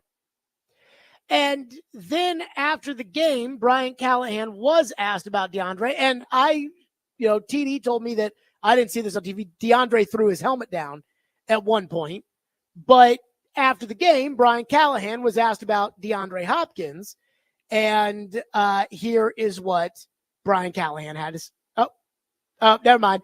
But again, Brian Callahan kind of brushed off when he was talking about DeAndre Hopkins, about what it was, and then today said that DeAndre Hopkins was hurt because yesterday DeAndre Hopkins said he was sore. Guys, I saw it on TV. And look, I don't view Tiki Barber by any stretch of the imagination as the end-all be-all. And Jason McCourty, I like Jason McCourty. I don't think he likes me, but that's okay. But I don't view him as the end-all be-all either. But those guys, the guys on TV try their hardest not to rock any boats. And even they're on TV saying, yeah, something's not right. And then the Titans told them on the broadcast that DeAndre wasn't hurt. So a lot of people are speculating the reason why DeAndre wasn't going into the game and the reason why DeAndre didn't look like he was going to go into the game. The reason why was because they're looking to trade him. But then DeAndre said he was hurt, and they said today that he was hurt. And Brian Callahan said today that, I didn't know, but I was trying to win the game. And so he was down over there and I didn't know what was going, blah, blah, blah, whatever. But I guess the trainer said he was hurt. He was working through something with the trainers. And you don't say that when you're trying to trade somebody. The last thing you do when you're trying to trade somebody is say they were hurt. In fact, you never do that. But today the narrative is, oh no, DeAndre was hurt because that's what DeAndre said after the game. Here's what Callahan said after the game. Hopkins not in there at the end, was that just because of the score, or was that? I got to check. No, I didn't. It wasn't a coach's decision. I got to check with Todd and see if there's anything to that. I didn't get an update on him yet, but I'm not sure. I mean, that sounds great. But DeAndre was standing next to the coach. Like, did you see that? When CBS was talking about it and DeAndre was standing there and they're like, he doesn't even have his helmet strapped all the way on there.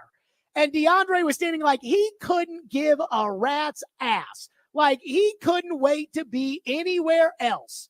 And Tiki Barber and Jason McCourty are sitting there on CBS and they're like, what is that? And so then it's like, yeah, normally these guys go with the play and they're not going. And then they showed him talking to Callahan. So now Callahan after the game's like, yeah, I got to check with the trainer on that. You were talking right to him. He was standing right there with you. You mean talk to Todd.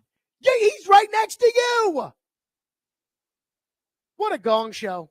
Antonio's up next. So I don't know what's going on, but it's bad. And considering that they had a problem with a wide receiver who can't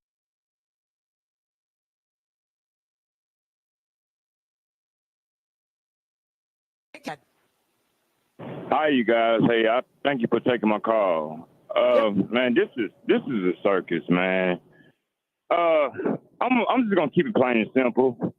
I'm still upset with them letting go J-Rob. I think if we would have kept J-Rob, we wouldn't be going through this. Yeah, everybody want to talk about the A.J. Brown trade. I was mad too. Everybody was mad. But when he was here, we had a system going on. We had a certain kind of system. He brought some kind of toughness back to this organization.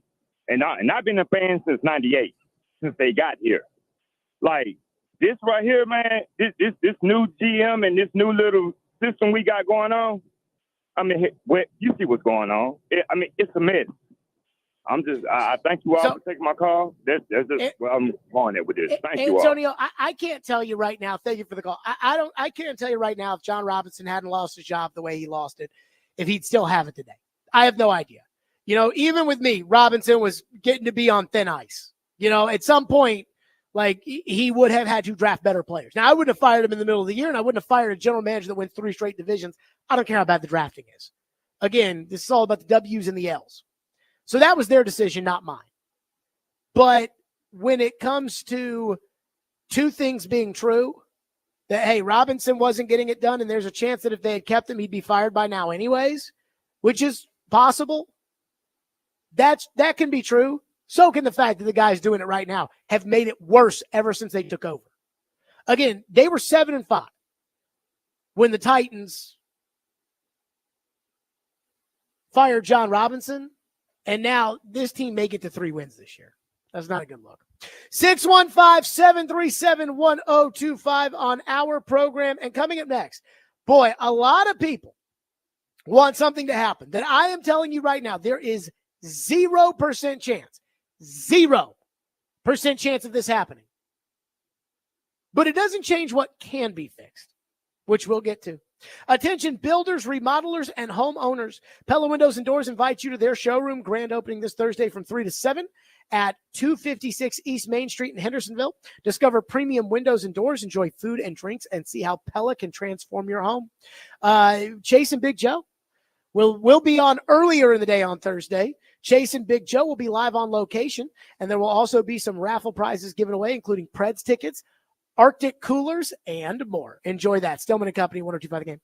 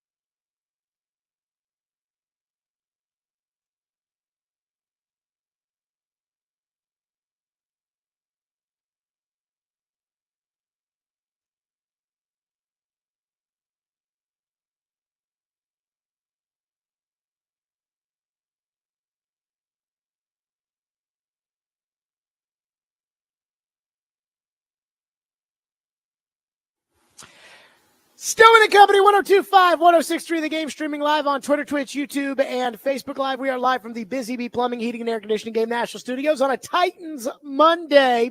And I know it's bad. 1-5, 34 unanswered points. We don't know if the coaching staff has a clue. We don't know if the quarterback is god-awful or just, salvageable, and we only don't know that because they don't have a right tackle. It feels like it gets worse and worse every week, and it's not getting better this week because the Titans are 11.5-point dogs on the road at Detroit, who might be the best team in the NFL. So it's a tough place to be, being a Titan fan. So in the anger yesterday, the aftermath, everything, whatever you want to call it, people were mad. And one thing that fans are doing is they are calling for Amy Adams Strunk to sell the team. They need to sell the team. She needs to sell the team. Let me tell you what's not going to happen. She's not going to sell the team. And let me just say this, because as bad as she's been the last 2 years, and she's been bad, as bad as she's been the last 2 years, the devil you know is sometimes better than the devil you don't know. Like with Dan Snyder in Washington, it couldn't get worse than that. So anybody would have been a welcome change.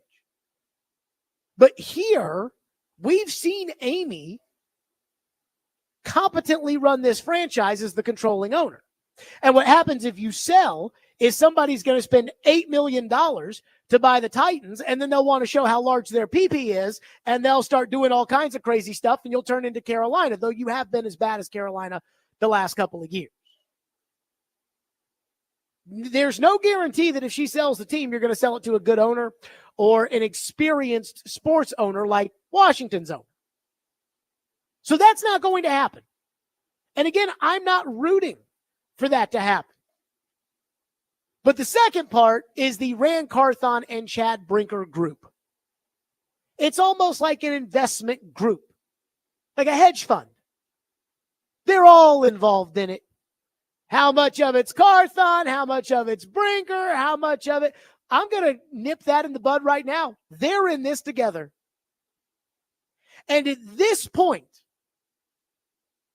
I see the results that they have produced. Again, Chad Brinker was here last year. I see the results that they have produced. And they are completely indefensible. And yet all I hear are defenses. I mean, I clicked over to Titans Russian propaganda TT, no, RT for Russian television. I turned over to TT yesterday. It was kind of funny to say.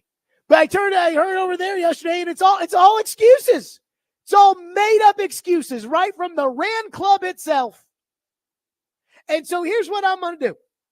The Rand Club has come up with 4 excuses for why you cannot blame Ran Carthon and Chad Brinker for why this football team is bad. In fact, they've actually come up with more. But they're kind of 4 main ones that they've come up with. So let's discuss them and their validity. So number 1, let's start at the very front of the Ran Club excuses. Ran Club myth number 1. Number 1. Well, this was Rand's first draft. Last year when they took the guard who sucks, and the quarterback who sucks, and the running back who never plays, that was Vrabel. This is Rand's draft. No, this was not their first draft. This was their second draft.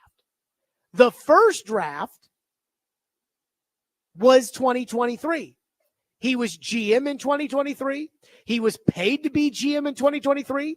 He was apparently pissed off enough to lecture the media to be positive during the 2023 draft. And I can promise you the Rand Club right now would be singing his praises and smelling his farts if Will Levis was any good. And also, do you think Mike Vrabel did all the scouting? You think Mike Vrabel watched all the tape? You think Mike Vrabel sat there and ranked the guys in the 7th round? Of course not. And not only that, we know that that was Rand's first draft and not Vrabel's first draft because as it was reported as part of his firing, Vrabel went to Amy and said, I'd like to be the GM. And she said no. So if she said no, Mike Vrabel, you can't be the GM, then that means the guy who was the GM, and that was his first draft.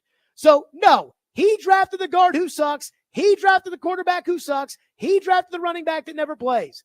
That's on him. And this idea that, well, that was Vrabel's draft. Again, a defense of the indefensible, drafting a guard who sucks with the 11th overall pick.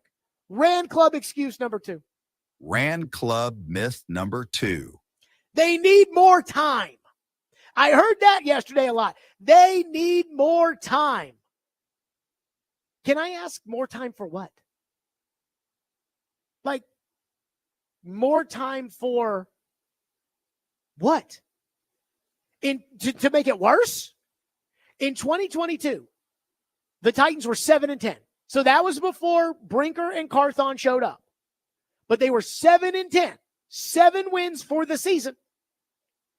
In 2023, the Titans were 6-11. Now, I don't know about you guys and your math skills, but I went to Louisville. And at Louisville, 6-11 is worse than 7-10. They were worse last year. And at no point did the Titans have a quarterback starting for them who was on somebody else's practice squad and playing for them in the middle of the week the way the 2022 Titans had to deal with that. So the reason the Titans were worse was because free agency was a total bust and they drafted a guard who stinks with the 11th pick. So again, 2022, they came in with a 7-win team. Then they gave you a 6-win team. Right now, I did the math. The Titans are on pace for 3 wins this year. 3. So 7 when they inherited, 6 year 2, 3 year 2, year 1 was 6. So they need more time to make it worse? They need more time to draft another quarterback to stink? They need to go hire another coach who doesn't know when to go for it on 4th down?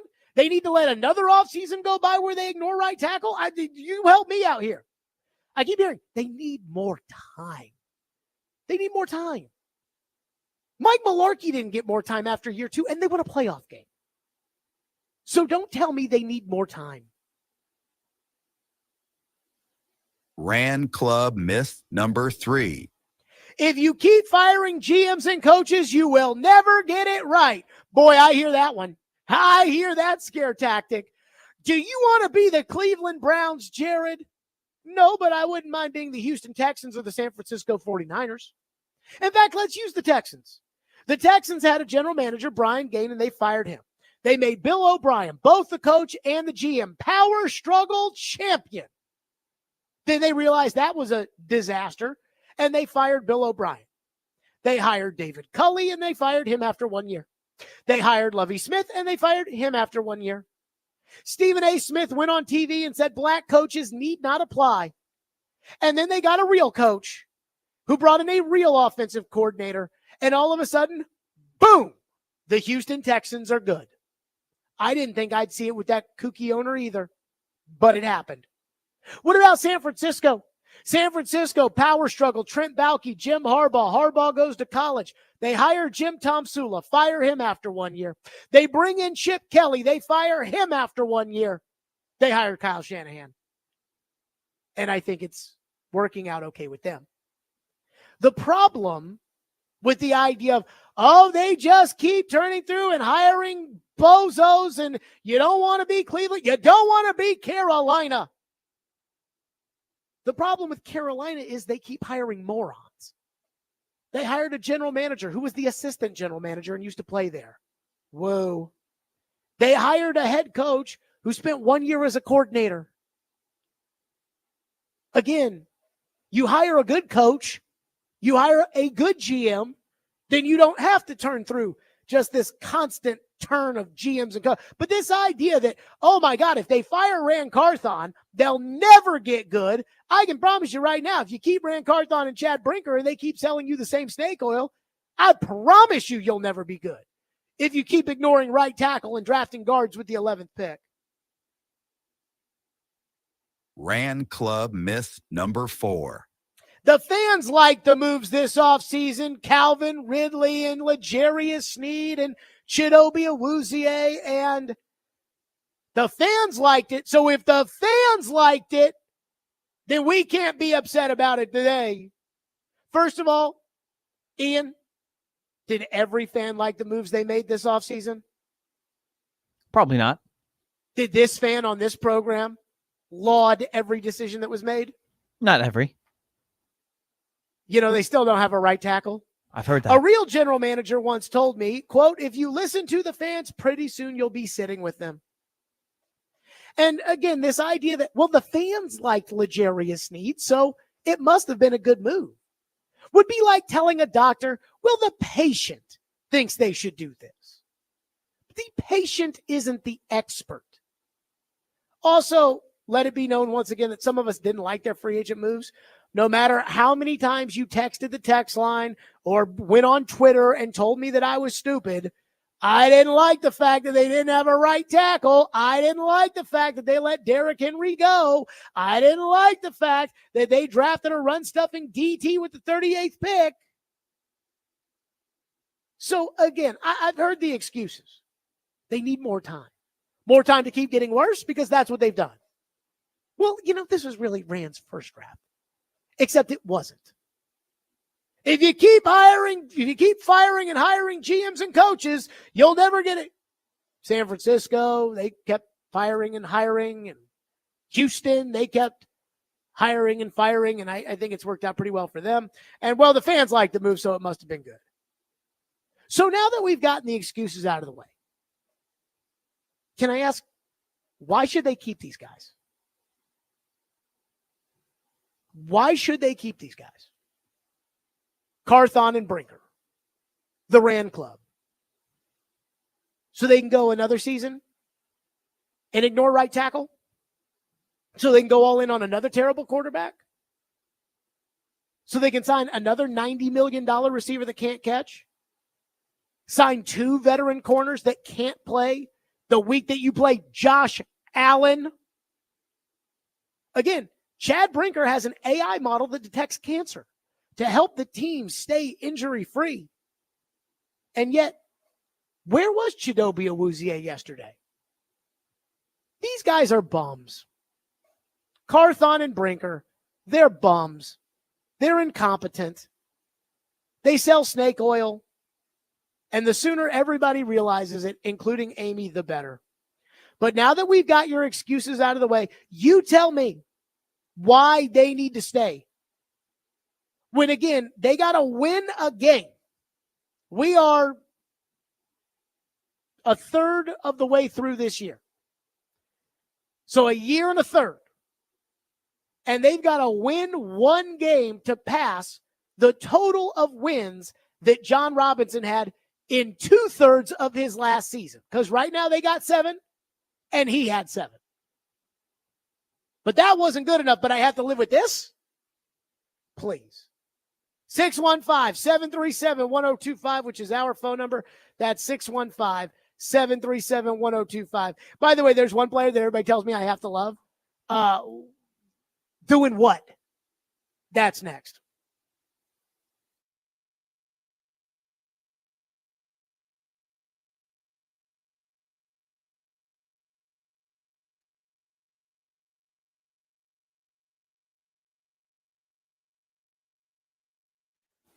Want to tell you about my friends at Hiller Plumbing, Heating, Cooling, and Electrical. I love Hiller. They take great care of my home, and they can do the exact same for you. And it is spooky season, and that means everybody is thinking about Halloween. So this month, it's all treats and no tricks with Hiller. During their Spooky Good Fall giveaway, get a free Blackstone griddle, free Solo stove or Yeti Tundra cooler with select home upgrades, or enjoy $99 specials like an HVAC tune-up. Visit happyhiller.com today for all the details. That's Hiller Plumbing, Heating, Cooling, and Electrical. Proud supporters of the Preds of Alls and Vandy. Hiller, call the Happy Face Truck today.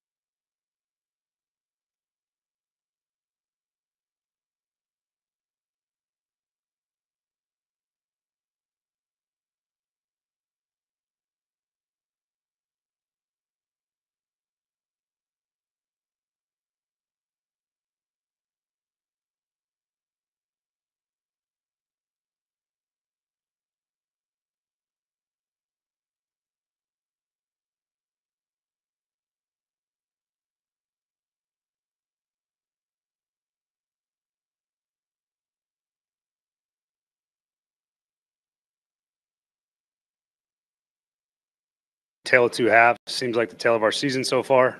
Find a way to play really well early, and then did not play really well in the second half at all in any phase. So got to find a way to get that fixed. We went backwards on offense. We had penalties. We had a million issues, quarterback hits, all those things. Not good enough. And then defensively, I think they scored on every possession in the second half, and that's a really good football team. And we didn't do a good enough job to do anything in the second half worthwhile. And it's frustrating, and got to find an answer.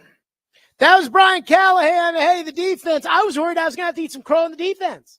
I said on Friday and on the award-winning pregame show yesterday, I said, look, I think they're bad. Like, again, I know people say, well, it's a good defense. It's not a great defense, but they're ranked number one. And I'm like, I actually think that they are a bad defense. Like, I think they're bad. B-A-D. And people are like, well, I don't think they're a bad defense. I'm like, they don't get any turnovers. They don't hit the quarterback. And they don't get key stops. Other than that, they're great. And they're ranked number one because they play backup quarterbacks. And the other team doesn't really have to, throttle you because you've got Will Levis and you'll give them the ball. And they commit penalties and, again, all that kind of stuff. But I'm talking about the Rand Club and all the people that tell me that Rand Carthon and Chad Brinker are doing a good job, even though the records and the football team would indicate that they are doing, in fact, a bad job. And there's one thing that comes up consistently, which was this draft was a great draft. Again, Rand Club excuse number one was this was their first draft. And that's not true. It was their second. But this draft, this was a great draft. Was it? J.C. Latham was the 7th pick and is playing a solid left tackle for a rookie. That's what you're supposed to get with the 7th pick. With the 38th pick, they got T'Vondre Sweat. And everyone's told me that was a great pick. T'Vondre Sweat was awesome. Jared, you're just a hater. T'Vondre Sweat, anybody notice him yesterday? Did he do anything yesterday? Anybody notice him? One person. Did he get a sack? No. Did he get a quarterback hit? No. They did a good job stuffing the run. Hey, all right, okay. Again, a run-stuffing DT. You do not draft with the 38th pick. You buy it in free agency. You get it in the 6th round. That's what you do. Keandre Coburn, when he's healthy, can do that. Sebastian Joseph Day can do that. And everybody tells me that T'Vondre Sweat's doing that. What was he doing yesterday? Nothing. He didn't do anything yesterday. And yet all I hear about is how wrong I am and how great he is for the season. You want to guess how many quarterback hits he has? 0. You want to guess how many sacks he has? 0. And only in Titanland is it a good thing when you don't get sacks. Only in Titanland. Somebody in the YouTube chat goes, I don't get why Jared hates T'Vondre Sweat. I don't hate T'Vondre Sweat. I think T'Vondre Sweat's very good at stopping the run. I also think DJ Reader is very good at stopping the run. And he makes $7 million. And you'll see him next week because the team you play next week, Detroit, is a well-run organization that doesn't use the 38th pick on those guys. They use those picks on good players. Jameson Williams type players. So let's use this. By the way, he's allowed to get a sack. I want you guys to know that. He's allowed to get a sack. He's allowed to hit the quarterback. Daquan Jones, who played on your team forever, he got a sack yesterday for Buffalo. So it's okay. But I just want to use this for everyone that tells me this draft was so good. Where was Sweat yesterday? Did he make a big play in the second half? That's what you drafted 38. Phone lines driven by WilsonCountyHunter.com. Josh on the State of the Titans been waiting patiently. What's up, Josh? Jared, I got to tell you, man, I want to offer an apology first off. The past couple of weeks, I've had to turn your show off a couple times because I thought, man, this guy's off his rocker.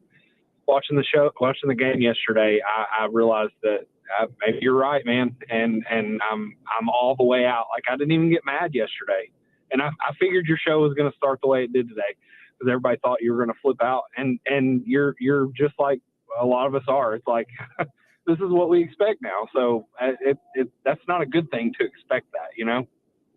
Well, I can tell you what they need to do, but I told you that at the end of last year, Josh. And Josh, I appreciate your call, and I appreciate you being honest. I mean, again, saying like, hey, I had to turn it on. I wanted to hear good stuff. I thought this guy was being too hard. Then all of a sudden, after 8 weeks in a row of watching the Titans have no right tackle, I'm like, you know what? I think I was wrong when he kept saying during the preseason. And I don't know if you saw my tweet at Joe Rexroad yesterday during the game. I didn't see it. Was it about PT?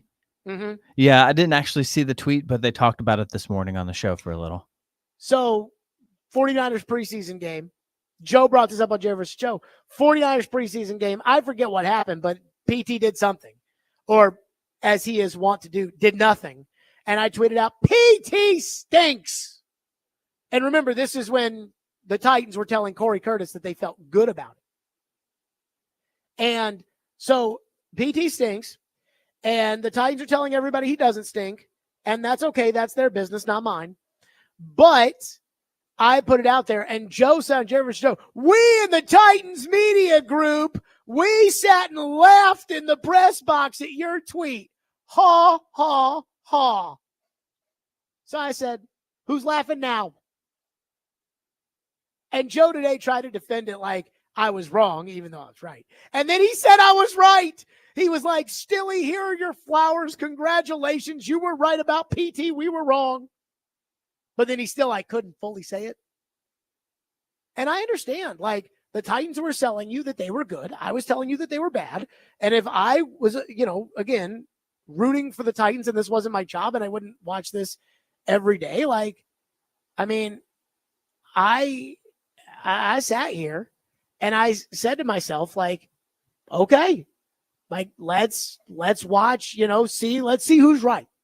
And I go, look, Rand Carthon, they can hand him that Vince Lombardi trophy and he can take the microphone from Terry Bradshaw and say, screw you, Jared Stillman. And I won't be upset about it.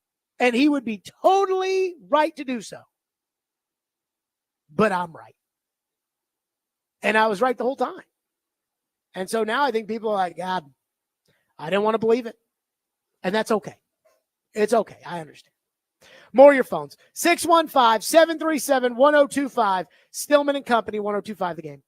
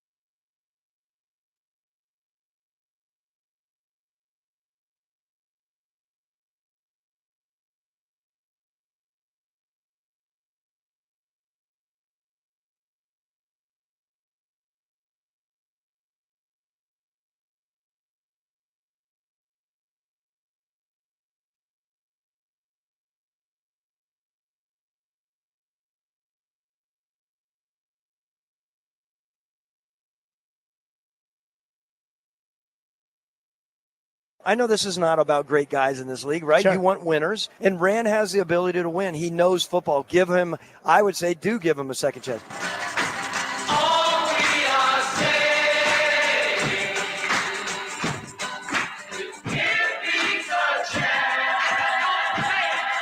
Rand is a tremendous person, as far as an evaluator and the relationships he has around the league. And we really wanted to allow him to flourish in that role. I love the moves that they've made. Rand Carthon's second year as the general manager. I thought last year getting Peter Skronsky in the first round out of Northwestern and playing him at guard right away, I think it's a terrific move, and he's going to be even that much better this year. He's just going to play the role of a bully and run over, I believe that's Skronsky. He's just going to run right over him. When you talk about those pieces, let's give Rand Carthon, the GM, a shout-out because he's kind of transformed this roster from last year to this. But they got talent everywhere on this roster, so you got to give Rand Carthon a huge shout-out. And Calvin Ridley just unable to squeeze it for Tennessee. But we literally checked every single box, from what we felt like we needed in starters to the furthest backup. Malik Willis into the end zone in Tennessee to pace the Packers to the early lead. But I just feel like I said earlier, I feel like they're going in a different direction. And now it's Henry time. Derek cutting it outside. Derek Henry, touchdown, Ravens. I do know we have the right GM. Rand Carthon's going to do some great things. He and Brian Callahan just kind of getting this team together. There's a lot of excitement around it. Hope is a powerful thing. We're hopeful that the fan base sees that. The exclamation point for Buffalo. My favorite part of that, Ian, is the Chad Brinker going, hope's a powerful thing. We hope the fan base sees that. Hope is a powerful thing. Yes, it is. Hope. I hope you know you suck. I want everybody to know that right there. Let's get to the phone. 615-737-185. Okay, by the way, we got another Rand Club excuse I want to touch. I saw it in the YouTube chat. You know what? I'm going to wait. We'll play the audio, but we'll get to that in a second. Let's get to your phones as promised. Let's go to Ellie, who's been waiting patiently and is up next on a Titans Monday. Ellie, go ahead. No, Rand Carthon was here for the draft last year, and they did the stupidest thing ever by trading a second and third round pick to get a quarterback when you drafted a quarterback the year before. What they should have done was get Broderick Jones with the first round pick, get a left tackle, get a left guard with the second pick, and maybe get a right tackle with the third pick or mix it up. They need offensive linemen to support Derrick Henry and not let Ryan Tannehill get killed, and they would have been a much better team overall. And when they traded for Traylon Burks and they drafted Malik Willis, again, they needed more people to support Derrick Henry. Derrick Henry was your best player on the team, and he could have gone somewhere, and they could have done a lot better if they supported him with a better offensive line. So don't tell me Rand Carthon was great. You don't draft a left guard with the 11th pick. You draft tackle, then you second round. Ellie, I'm gonna guard. It's a trade. Ellie, I hear you on that, and I completely agree. And I said, again, the owner decides what direction you go in. Like the general manager does not decide, okay, we need to rebuild. You go to the owner and you say, hey, Derrick Henry and Ryan Tannehill are now approaching 30 or in their 30s. We don't have a left tackle because Taylor Lewan doesn't have a knee. We botched the A.J. Brown trade, so we think that this team needs a reset.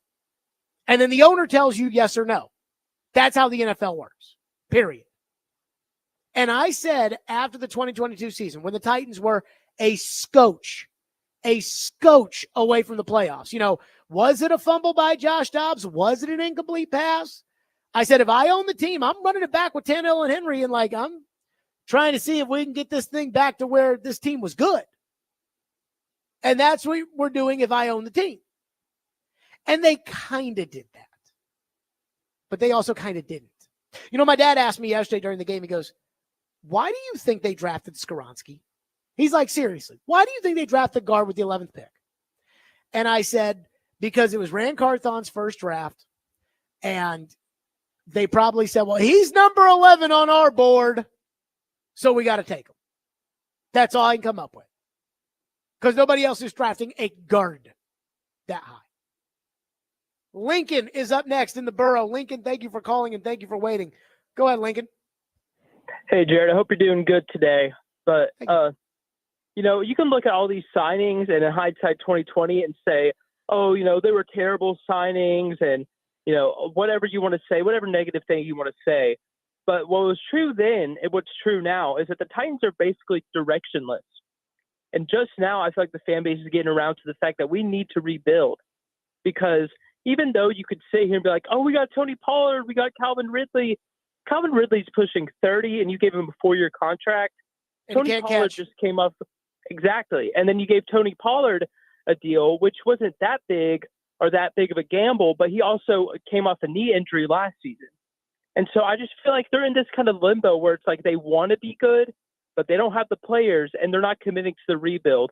And it really felt that way in the draft when you reached to take J.C. Latham, who might end up being decent, but there were better players on the board that you could have taken there, like Brock Bowers, who's one of the best tight ends in the league right now. So, Lincoln, again, I hear what you're saying, and I think for the most part, you're right.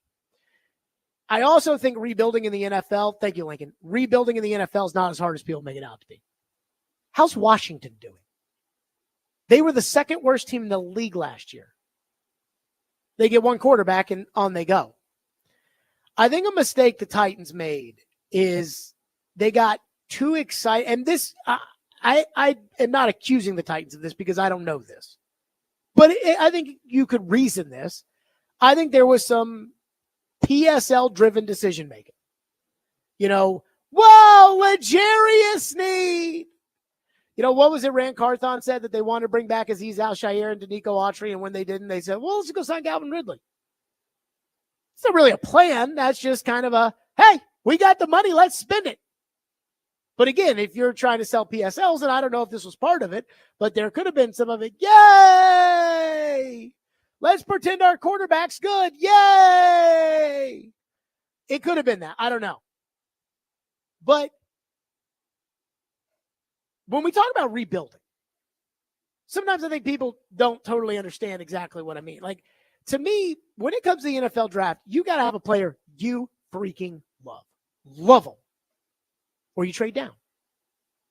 That's how the first round works. And that's where you get the plethora of picks, is when you trade down.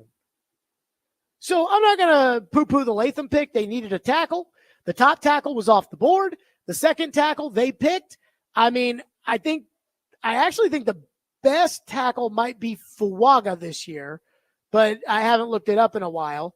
But Latham's fine. That's a fine pick. The value they got for the 7th pick at that position, fine. And I think he'll be good. But the guard at 11, that's not acceptable. The run-stuffing DT, not acceptable. Trade down. Get more picks. That's rebuilding. That's why I want the number 1 pick this year so bad. Because if the Titans get the number 1 pick, then they have options. And the options with the number 1 pick are take a quarterback if they're there. If not, trade down, get a hole. Somebody's going to love a quarterback. They always do. And if they don't, take the best player. That's the other option. Detroit, in a bad quarterback draft in 2022, got Aiden Hutchinson. So go get a good player.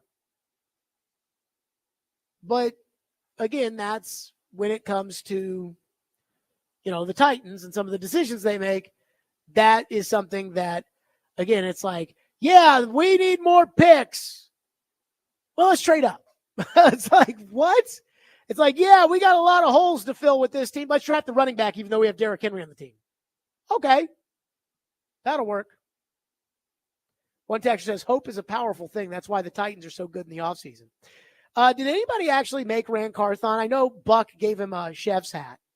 Did anybody actually make him an offseason champion of the year trophy? Because, boy, he could use a trophy in that trophy case. By the way, Ian, I saw Buck on Twitter said that I guess he tweeted some guy who makes hats. Okay. And wanted to get a hat that said like sad boy or something on it. Mm-hmm. You know what hat I want to get? Right tackle? No. You know those Rand Carthon, like that knockoff T hats that they wear around the Titans facility? I don't think they're his. I think it's like he's the one who started wearing them. Well, I think it's somebody he knows, right? Well, okay. But again, they've spread throughout the facility. Mm-hmm. I want to get one of those, but an L. That's what I want to get. Okay. One of those hats in an L. More For of your Louisville? phones. Oh, by the way, the YouTube chat has accused me of doing something. And it's something I heard yesterday. Not going to name names, Zach Lyons. Not going to name names, but I heard yesterday that is only half true and not even really true in its spirit. That's next. 102.5 The Game.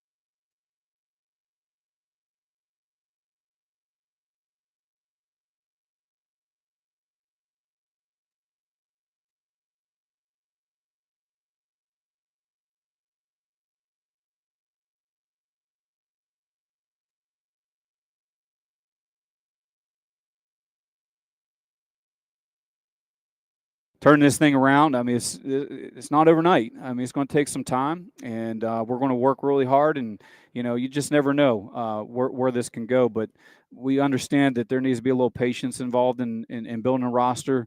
It's going to be focused, methodical approach where we're trying to get first downs before we get touchdowns. But with maybe our quarterback develops into one of the great young stars of our league. You just never know what can happen. And at the end of the day, Rand and I talk about this all the time.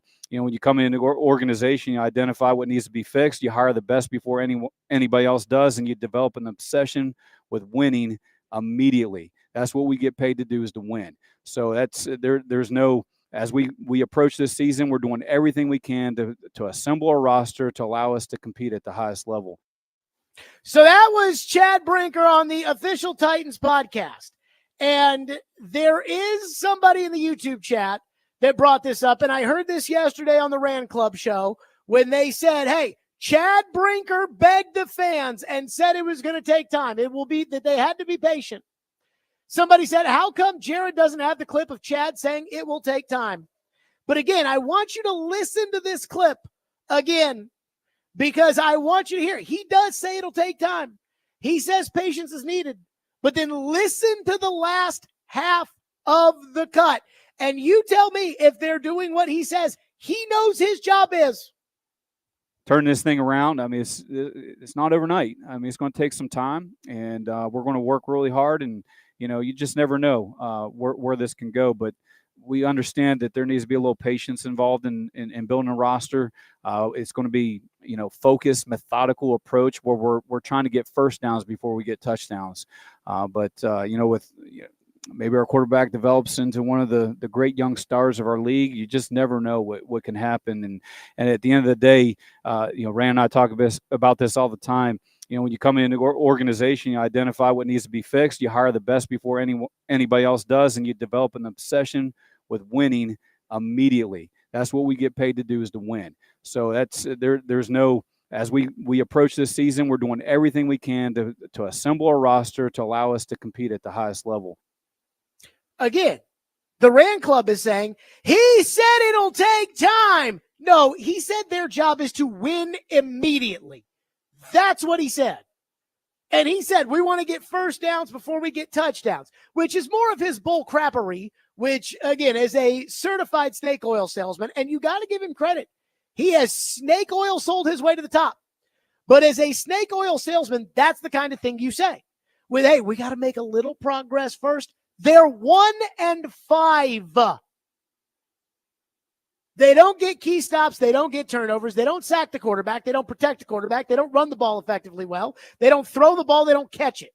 The only thing they do is they've got Grandpa who can nuke it from 55 yards and in, and he's doing a good job. But other than that, they can't do anything right. They can't punt. They can't punt return. They can't line up for a kickoff. They can't do anything. So, again, Chad Brinker said it'll take time. In the same breath, he said, and they have to win immediately. And the only thing they've done is lose immediately. And they still don't have a right tackle. So I love it. Again, it's mean old radio guy, Jared. He's taking them out of context. He's not being fair. You have the clip about Chad Brinker saying, play the clip, Jared, play the clip. There's the clip. And in the clip, he said they have to win immediately. And they have done zero winning immediately. And also, I mean, I hate to say this, but you kind of sound like a moron when you say, well, who knows? Maybe our young quarterback will end up being one of the great quarterbacks in this league. Like, it's not the old men hanging out in the barber shop, folding up the newspaper saying, hey, who knows? Maybe quarterback will be good.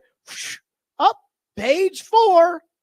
No, it's your job to draft the guys that will be the good young quarterbacks in the league. Not draft the guys and then say, I mean, hey, maybe it'll happen. Who knows? Shrug it off. So don't give me this, that's not fair. You're taking them out of context. No, I'm not. I just played it for you. Guy into the YouTube chat that was like, why don't you play the Brinker cut where he said it'll take time? It's easy when you can say every possible outcome is required. well, there's a chance we may not win any games this year. There's also a chance we may win the Super Bowl this year. Well, he said there was a chance they weren't going to win any games this year. Come on, guys, you're smarter than that. And some of you out there in the media, I don't know if you're just like paid to be positive. And in some cases, I think there is some of that. Or if you just don't want to believe what your eyes are telling you. But the Titans are horrid, and they get worse by the week. And they're worse this year than they were last year. But, Jared, we spent $100 gazillion. I know. Did you watch yesterday? I think you threw for a season high, 225 yards. You stink. Unbelievable. One texter says, the only time I noticed Tavondre sweat was when he was in coverage on the Cooper touchdown. Did you see the video, Ian, where Amari Cooper didn't even know the play? Like, he's standing at the line of scrimmage, and he looks over to Keon Coleman and basically, like, puts his hands out like, I don't know what I'm doing. And Keon Coleman, with his hands, showed him what route to run, and Cooper just cut, I think it was Quandre Diggs, just cut his face, was wide open in the end zone for a touchdown. They didn't even know the play. First catch, first touchdown. Boy, I did hear that Cooper was having some drop problems in Cleveland, and I just assumed that every problem in Cleveland revolves around Deshaun Watson. So I didn't think anything of it. And then on the first drive, Josh Allen throws in the ball and it hits him in between the numbers. It's like he was doing a Traylon Burks imitation. One texter into the text line says, when you said Rand is better at playing GM instead of being GM, it now makes more sense than ever. So I didn't say that. What I said was I was told by somebody in the building that Rand plays GM better than he is GM. And boy, that pissed a lot of people off. But at the same time, again, I can only tell you what I hear from people. And that is what I heard. And I think there's probably something to that. I mean, that, again, Rand gets up there and talks a big game now. Talks a big game about we had a list of what we needed on offense this offseason, and we got everything. From the number one starter to the furthest backup. In fact, he did. Ian, he said that at training camp, they got everything they needed on offense. Mm-hmm. We have Brian Callahan after the game yesterday talking about the right tackle position. The right tackle position that the day he got hired, I said, hey, you need a right tackle. And he's like, oh, yeah, you need two good tackles in there. Again, the checklist this offseason, Rand Carthon said they checked every box. Brian Callahan yesterday after the game. Yeah, we just got a problem at right tackle. We got to find someone that can step up and play for us. And right now, everyone's got their turn, and none of it's been where we need it to be. And so we're just going to keep rolling through it. And there's only so many available tackles out there, and only so many on our team. And just trying to find more consistency from that spot at this point. Oh, so we had every position checked off. 6 weeks later, we don't have a right tackle. Oh, okay. Did your starting right tackle get hurt? No.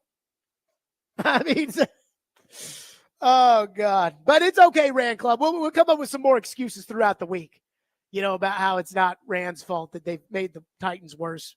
Seemingly every week, it feels like. One texter says, what's worse, Jared? Watching a team you're a fan of be this bad, or covering a team as your job that's this bad, starting to think that you have it worse than us, the fans. I'm a fan. I go to the games. My dad and I bought PSLs in the new stadium. So I root for the Titans. And it can be doubly as bad and sometimes as good. So when the team is good, but then they lose and break your heart, like the Cincinnati playoff game, that sucks. Because then it's like, man, think about all the fun we could have had on a Super Bowl run and doing the show at Radio Row with the Titans in the Super Bowl and going to the Super Bowl game and this is actually kind of fun. And I'm going to tell you why. Because when I was a kid, I remember leaving Nissan Stadium. The Titans lost the first game of the year to the Jets and the second game of the year to the Chargers. I believe this is 2006. And they lost the first two games and they stunk. And I was complaining to my dad about, I was mad about this. I was mad about that. I was mad about this. I was mad about that. But I was just mad. Like, you couldn't share it with anybody who cared. Surely my dad didn't care. Well, now, like, if I don't like something, like right tackle, I get to say, hey, you guys are morons. Go get a right tackle. And that does take a little bit of the anger that I have about this team. It does kind of take it out. 615-737-1025 is our phone number. Coming up next. We'll get to more of your phones. Plus, I think we all need to understand where the Titans sit and why they sit there. So this next segment is not going to be fun, but I think you need to hear it. And quite frankly, I think they need to hear it too. 1025 The Game. Let's talk about Smashville Live tomorrow. Wednesday. Do not miss Wednesday nights. Smashville Live show at Brewhouse 100 in Bellevue at 6 o'clock. See your Predator star players up close and personal. And Zachary LaRue, who just got the call up in, he is part of Smashville Live, which is exciting. Up close and personal, you can get autographs and pictures as well. That's this Wednesday night at Brewhouse 100 in Bellevue and on your home for the National Predators, 1025 The Game.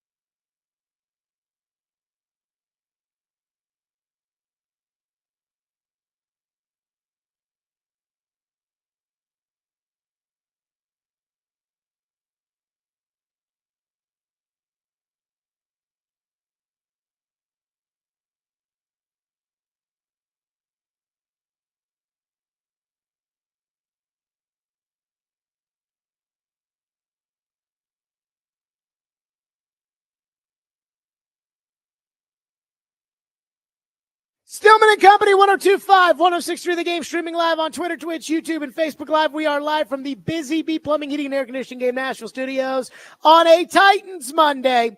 And Ian, I put out a poll yesterday after the game was over. Okay. The worst defeat of the season. And again, I kept saying, like, you keep telling me, number one defense. And I said, yeah, I don't buy it. I kept saying it. I kept saying I don't buy number one defense because they hadn't played any good quarterbacks. And I thought the first half of that game, I thought I was going to have to eat my words and say, hey, they don't get any pressure on the quarterback, but somehow, some way, they don't get any turnovers, but somehow, some way, they keep Josh Allen and those guys in check. And then they allowed 34 unanswered points, and I feel pretty confident about my feelings and my finger on the pulse of this football team. And I put out a poll, and I said, should the Titans, as it stands today, return Chad Brinker, Rand Carthon, and Brian Callahan for the 2025 season? And note, the owner is not going to fire herself. I'm proud of you. 60% of you say no, they should not return this upcoming season. 13% have no opinion. 27% say, gotta bring them back. Gotta bring them back. And I've heard a lot of the discussion today. And again, this YouTube chat that we have here, I can see it as the show goes on. We got some updated software a couple of months ago. So now I see the YouTube chat, and the YouTube chat's kind of wild because what the YouTube chat is it's like a bunch of dudes just sitting around commenting on the show. Like, they're not really talking to me. The text line is more talking to me. The YouTube chat is more talking amongst themselves. And Ian, as you've noticed long before I would look at the YouTube chat, it kind of gets a little wild, wild west in there. Sometimes, yeah. So sometimes the most vocal people don't represent the majority of the fan base. The majority of the fan base, the 60%, says this, don't run this back next year. And I do a lot of these shows where I talk about you guys and, well, you said, and you got, and maybe it might just be one or two of you. And so I recognize that and understand. So what I'm about to tell you is the truth about the Tennessee Titans. And I promise you, I'm not doing this to either wag my finger and say I was right, or to go, I was right about the Titans, nah. But I remember, Ian, when we predicted to start the year, we set our expectations. You set them at 4 wins. I set them at 5 wins. And we were the biggest haters on the planet. According to YouTube chat. Doesn't seem that far-fetched now, does it? Because I was right. And Ian was right. And I promise you, I'm not trying to do a whole I was right thing. But at some point, I think we need to recognize that I was. Because far too many people don't see this show for what it is meant to be, which is a fair and honest discussion about the Titans. That's all I believe in, fair and honest. And once we get past that, I'm not balancing out, well, they did a bad thing, so I need to say they did a good thing. Because if they did 10 bad things, I'm not going to try to find 10 good things when there weren't 10 good things to say they did. But I was right about Rand Carthon when I was seeing all this talk and no chalk. I was right about Chad Brinker. He did a podcast, the official Titans podcast, where they sat down with him at the Senior Bowl. He was at the Senior Bowl. Rand wasn't at the Senior Bowl, but he was at the Senior Bowl. He was at the Senior Bowl, and he was talking about analytics and all these great things that analytics are going to come of it. And hearing the Titans say, oh, we were in the Stone Age when it came to John Robinson and analytics. And then I see yesterday Brian Callahan not go for it on 4th down early in the game when I would have gone for it. And then I see Brian Callahan at the end of in the second half go for it when I'm like, no, don't go for it. So if the analytics are saying, hey, that was a good idea to go for it, and that was a good idea to kick the field goal, then I don't like your analytics. If your analytics are a cancer-curing AI injury prediction model, then I'd like my money back when my 2 starting corners are out against Josh Allen. It's great that they were available for Malik, but I need them against Josh Allen. And I need them this week against Amon-Ra St. Brown and Jamison Williams. I don't think I'll get them. Again, it's all snake oil. I was right last year when I said they need to clean house. Like, they need to start over. I was called racist. I wasn't being fair because the old GM only had 1 year. And I'm like, I'm not promoting a 1-loss decline. I'm not promoting a 6-win football team. I'm getting a smart football guy in here who's done it before, who has success, that can make the evaluation as to whether or not Will Levis is actually a potential quarterback. To make the evaluation as to whether or not Derrick Henry still has some gas in the tank. And I know I was right about that. I was right. When I was right all off season when I said they did not have a right tackle. In January, I said they didn't have a right tackle. In February, I said they didn't have a right tackle. In March, I said they didn't have a right tackle. After the draft, I went crazy that they didn't have a right tackle. And people kept saying, but Jared, it's only March. But Jared, it's only April. But Jared, it's only May. And I said, yes, because this is when you can do something about it. Every year, I feel like I have to tell you, you can't fix March problems in October. And here's Brian Callahan after the game saying, we don't have a right tackle, and so we're just going to keep trying the same bozos every week and hope for a different outcome. I was right. And I heard yesterday on the Titans Al Jazeera postgame call-in show that somebody said, maybe we as the media didn't do a good job in reading into the offensive struggles in training camp. We didn't read into it? No. Don't say we. Because I went to the Seattle Seahawks practices, and I came back after the first day, and I said, guys, I know it's only practice. But if you saw what I saw today at practice, and again, you guys don't get to see practice. I said, if you guys saw what I saw today at practice, or if today at practice against the Seahawks was a real game, you would say the offense sucks and Will Levis is terrible. Oh, Jared, you're just a hater. Meanwhile, the coach was like, well, it was hot out there today. And the fans were like, yeah, it was hot. And I remember standing on the sideline watching the offense do nothing and saying, God, they like everything. It's not like it was just Levis that was the problem. But like Levis throws a ball on the sideline. It's a beautiful ball. And Traylon Burks pulls up with a cramp and has to walk off the side. Well, that's great. But in a game, you incomplete, you lose. Will Levis, 2-minute drill, throws the ball right to Devin Witherspoon. Now, everybody got a good chuckle because he ran over to the sidelines and gave the game ball to Jamal Adams, and they all laughed about it. But I'm sitting here saying, first play of the 2-minute drill, you throw a pick? I read into the struggles. I watched the big boys in the one-on-ones. I watched Skoronski get smoked by guys I'd never heard of.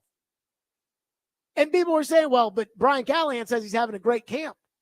And I'm like, not from what I've seen. So since again, this isn't about I was right as much as it was now, like, can we all admit that, hey, I was being fair about the Titans when I criticized them in the offseason for spending money and not getting a right tackle? That I was right about the Titans when I listened to Chad Brinker do that podcast and said, this is all bull crap. That I was being fair when I went to training camp and said, they don't move the ball at all on offense. That it was okay to laugh about Will Levis throwing the ball in the lake in OTAs because he does suck. Shouldn't what I have to say about the team, because I've been right, have a little bit more credence? Or are we just going to do this thing that it feels like a lot of people want to do? And I'm not going to say you all, because again, I think 60% of you get it.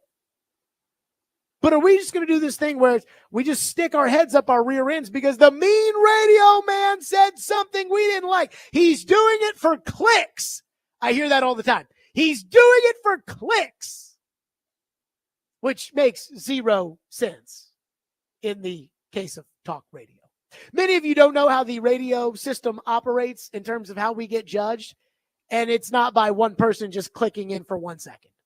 I can tell you that. So instead of that, can we say that the mean radio guy was being mean because the Titans were being stupid? And that I was just highlighting like, hey, this is going to be a problem because I'm a fan. And I want more for the Titans. I want the Titans to win. So when I get to training camp and I see an offense that can't move the ball and I've got a sunshine pumping head coach that tells me it's okay, I got a problem with that. So can we do that? Can we now say, okay, we're going to be honest about the Titans.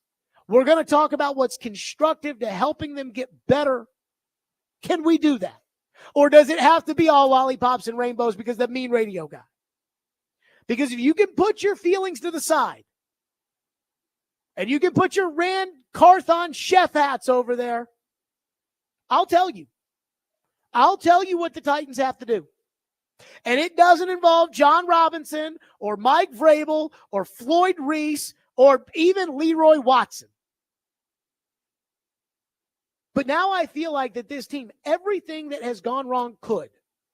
They got embarrassed against a good team. They coached poorly. They lost to a backup quarterback in a divisional game they had to win last week. The young quarterback, beyond the shadow of a doubt, stinks. They got housed by Malik Willis. Now that all this stuff's happened, I think we can talk about what they need to do, and we can be honest about it. We'll get to some of your phones next at 615-737-1025, and then what they really need to do. We'll get to that as well. Plus, one person totally got the shaft, and now I am having a greater appreciation for them, and I hope you would too. We'll do it next. Stillman and Company, 1025 The Game.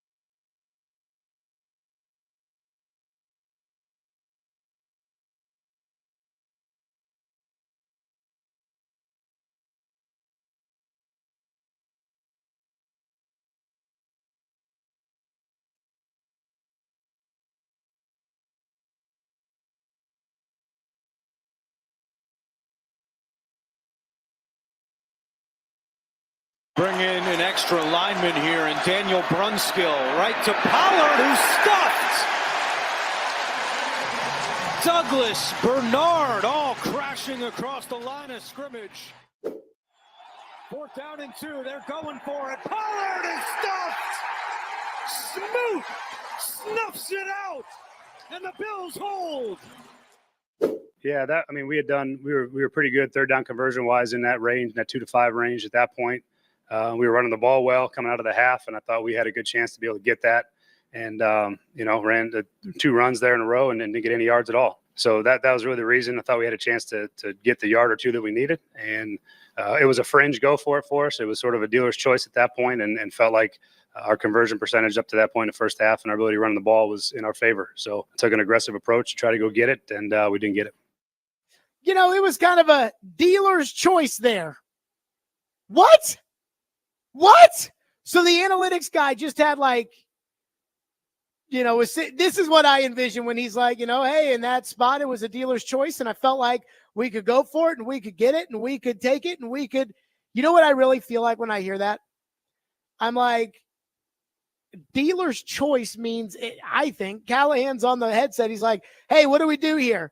And so the guy in the booth who's like in his undies and he's got his hand in his pants and he's got Cheez-Its crumbs all over his face is like, yeah, do whatever you want here. He's like, okay, I'm going for it. Everybody knew, don't go for it. No, punt.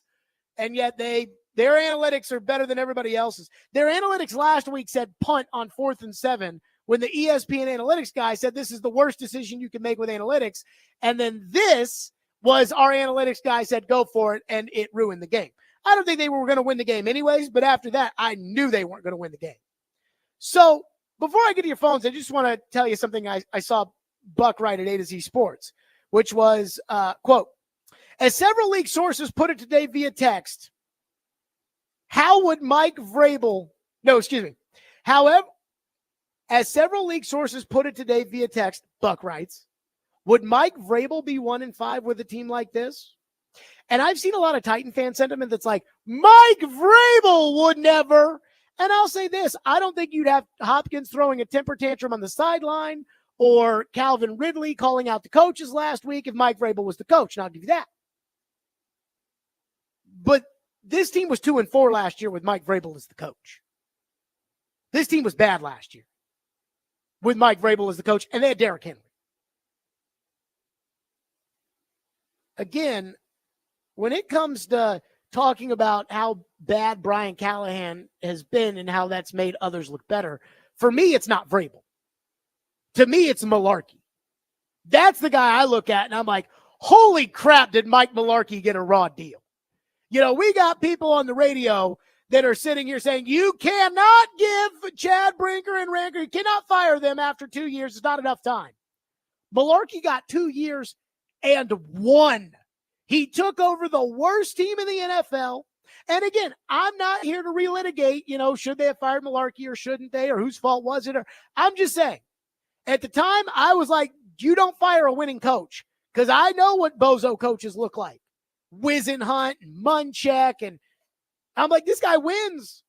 And he had veteran coaches, and they came in, and they taught a young team how to win. And we just took it for granted. I say we, you, just took it for granted. And I hope that what we're watching right now, the ineptitude of the Titans, doesn't give you more of a respect for Mike Vrabel. Mike Vrabel had his warts. Anybody remember Aaron Brewer? I mean, right tackle didn't matter to him either. And their number 2 receiver was Chris Moore. And Downing and Kelly and Hodling and Bozo. To me, it's Mularkey. That's the guy that I would say, hey, I got more respect for Mike Mularkey and what they did with this franchise that they didn't get credit for after what I'm watching now. Your phones are driven by WilsonCountyHyundai.com. Bradley has been waiting very patiently and is going to be up next here. Bradley, go ahead. Hey, man. So do you think Dan Campbell's a good coach? I mean, because I'm going to say that guy started out 0-10. And what we have, wait. What we have is since 2019, we have Harold Landry and Simmons, and that's it. That's the only two guys that we have left that we drafted. This team has been decimated by the draft. And if you think 1 year, and I'm just being a realist like you are, if you think Well, 1 year this is going is to year fix two. everything through free agency, Bradley, I'm this just is saying, year two, buddy. It takes time to fix. It takes time to fix it. That's How all long? I'm saying. How long has it I taken don't know, man. Washington Maybe, to hey, fix their Dan team? Campbell had 10 games where he was 0-10. You would have run that guy out. By being as negative as you are, you get the New York Jets for constantly running, constantly hating on everything. Here's my Rather question, than though, at Bradley. least say that there's some Hold on, positive here, no. that they're I trying to get to hey, talk they're on trying to this get show. the It ain't your field and give show. you a good So you're going to listen to me talking. If you don't answer the question, I'm going to cut you off. But Sure. my question for fine. you is this. My question for you is Sure. this. Is it year one or is it year two for Carthon and Brinker and those guys? I think Carthon has at least put in some guys who are still here from a draft. They're still here. And trying to work out with Nicholas Petit, yeah, he's a bust, man. No doubt. But Okay, let me he's ask you a guy- another he's question, got Bradley. guys we're Hold on. drafting. Let me ask you another question. Sure. If those drafts were so bad, why did Malik Willis come in here and beat the crap out of the Titans? Oh man, dude, no, I'm not saying anything wrong. I'm just telling you, hey, I agree. Green Bay's good, Malik's good, and that coach. So why did your geniuses get rid of Malik if he was a good quarterback for a 7th round pick? Dude, hey, all I'm saying is because they're going to go all in on who we have, man. I can't tell you that. Like, one's at what wrong point over the do we other, need to see a little but bit of progress? All I'm saying is, listen. All I'm saying is, it's not going to happen over the first year. It's just not. This is year And two, they don't need is it guys not? Over 6 games. It's year games, two, right, man. Bradley? Is it year two? Yeah, he's got one more win. He's got one more win than Dan did in 21. One more win, and he was close in the other one. So And he was again, up what against you're the- doing he is was you're up making against this the about playoff Callahan. team. Bradley, He was I up appreciate against your the call, playoff team. but you won't answer the question about this being year two. Again, I think Brian Callahan's in over his head. I hope he's a good coach. I mean, every week there's a new thing about red flag this, red flag that. But again, my thing is with the whole picture. And this goes back to the Rand Club and the excuses they make. And that's why I kept asking you, is this year one or is this year two? Because this is year two for Carthon and Brinker. And by year two, Dan Campbell was making progress with the Detroit Lions. By year two, the Detroit Lions were starting to become a contender. And they even went into the last week of the year with a chance at the playoffs. Now, they played the Sunday night football game and Seattle won before they got to play, so they didn't get in. But again, like, there was progress. And you're like, well, you would have run Dan Campbell out of town. Well, I'd have fired Dan Campbell after the NFC title game last year. Talking about bozo analytic bullcrap. We're going to go for it. But what about all these other coaches that win? What about Washington? What about Mike Mularkey? He wasn't good enough, was he? No. That's the stuff that drives me crazy. Sean's up next on the program. Sean, thank you for calling and thank you for waiting. Go ahead. Yeah, so, and I think you and I are in agreement on this. So there's every team in the NFL has holes. So there's three parts of building a team. The first is the GM, 2 to 3 years, see what they do. And if you don't, you could be the best GM, and if you don't get the quarterback, then you're just, it's not going to work. But I think my next 2 points are where you're starting to see the Titans fail. The second part is the coach, and the coach is there to put in schemes. You have a bad right tackle. Well, is your halfback chipping, or is your tight end chipping the defensive end? Is your coach putting in schemes to utilize your strengths to cover up your weaknesses? And that's a huge part. And then the third part is the quarterback. And you need a quarterback that gets to the line and says, okay, we need help at right tackle. I'm going to call this audible. I'm going to have the halfback check. And I don't think so.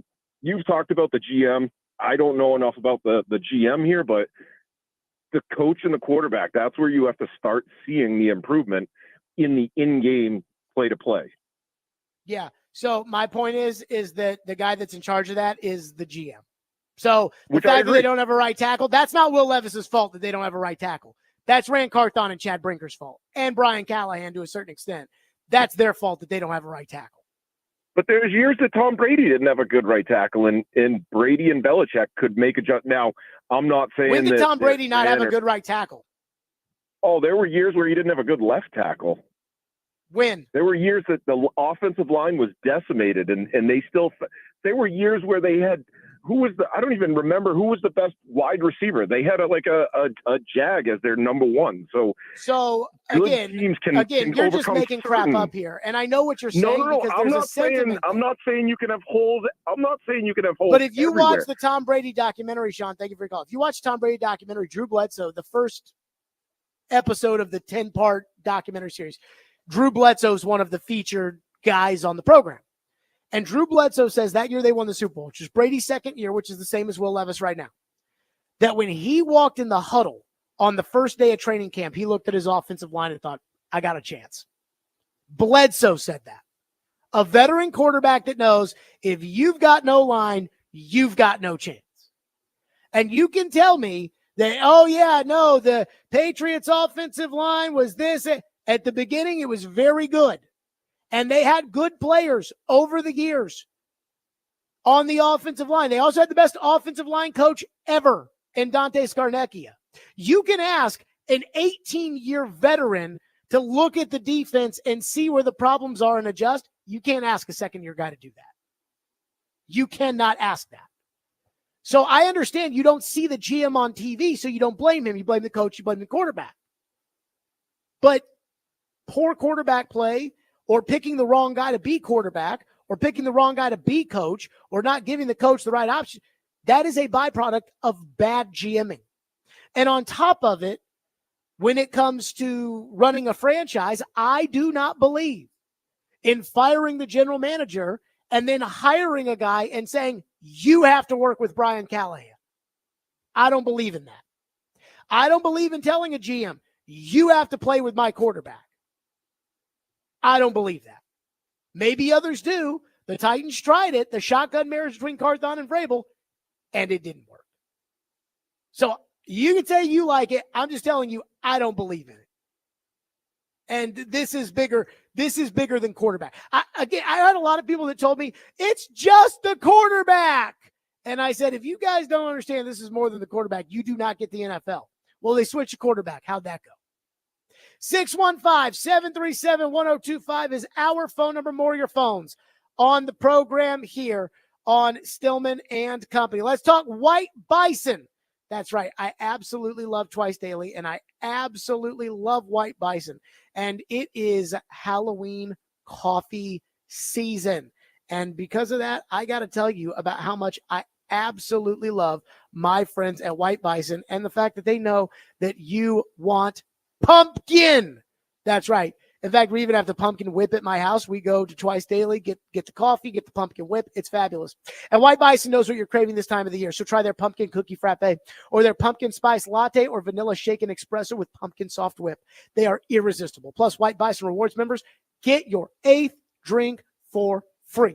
That's right. While you're there, check out these sandwiches and wraps, all freshly prepared when you order. And for your sweet tooth, try their fresh baked pastries, which go perfectly with premium coffee, expertly prepared by the roast masters.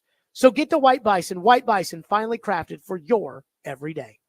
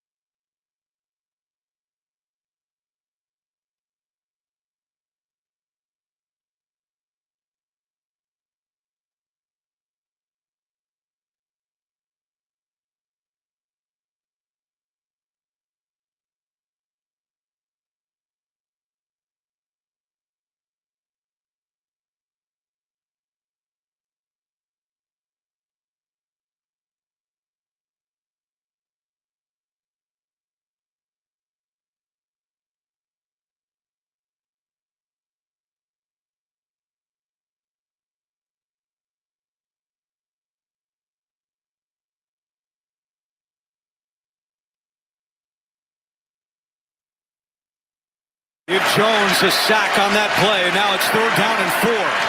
Rudolph with time, and it is intercepted. DeMar Hamlin, his 2nd career INT.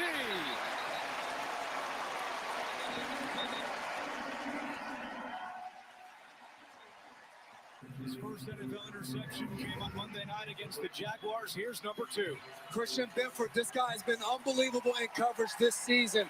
One-on-one against Nick Westbrook-Akine, knocks the ball loose, and DeMar Hamlin in the right spot at the right time, able to hold on to the ball and come up with an interception. This has been a flawless effort in the second half by this Buffalo Bills defense. Boy, I tell you, at that point, it felt like the Titans were the homecoming opponent for the Buffalo Bills with the DeMar Hamlin interception. Ian, I got a couple of quick takes from the game that I want to get off my chest before we get to the phones, if I may. Sure. Number 1, let's talk about Mason Rudolph for a second. Mason Rudolph stinks, and if you remember, if you were listening to the show the day that they signed him, I went crazy because I'm like, with Will Levis, you got to get a better backup. He always gets hurt, and again, you need a better backup. I wanted Joe Flacco. And the Titans, no, Mason Rudolph. Pittsburgh fans swear by him because he won a bunch of games last year against nobodies. Mason Rudolph is still better than Will Levis. I actually walked away from the game yesterday not that down on Mason Rudolph. Now, again, maybe my expectations were so low, and so that helped, but Mason Rudolph threw for 215 yards. He was at least moving the ball a little bit. They moved the ball some. He threw for 215. They had no right tackle. DeAndre Hopkins was throwing a pissy party over on the sidelines. Calvin Ridley can't catch. All of a sudden, the Titans have tight ends. I didn't even know they had them, and he's throwing to them. And I'm telling you, I believe Brian Callahan chose to give Will Levis extra time to heal because he thinks he had a better shot to win with Mason Rudolph. And I think you guys better get ready because I think you're getting Mason Rudolph round 2 upcoming this week.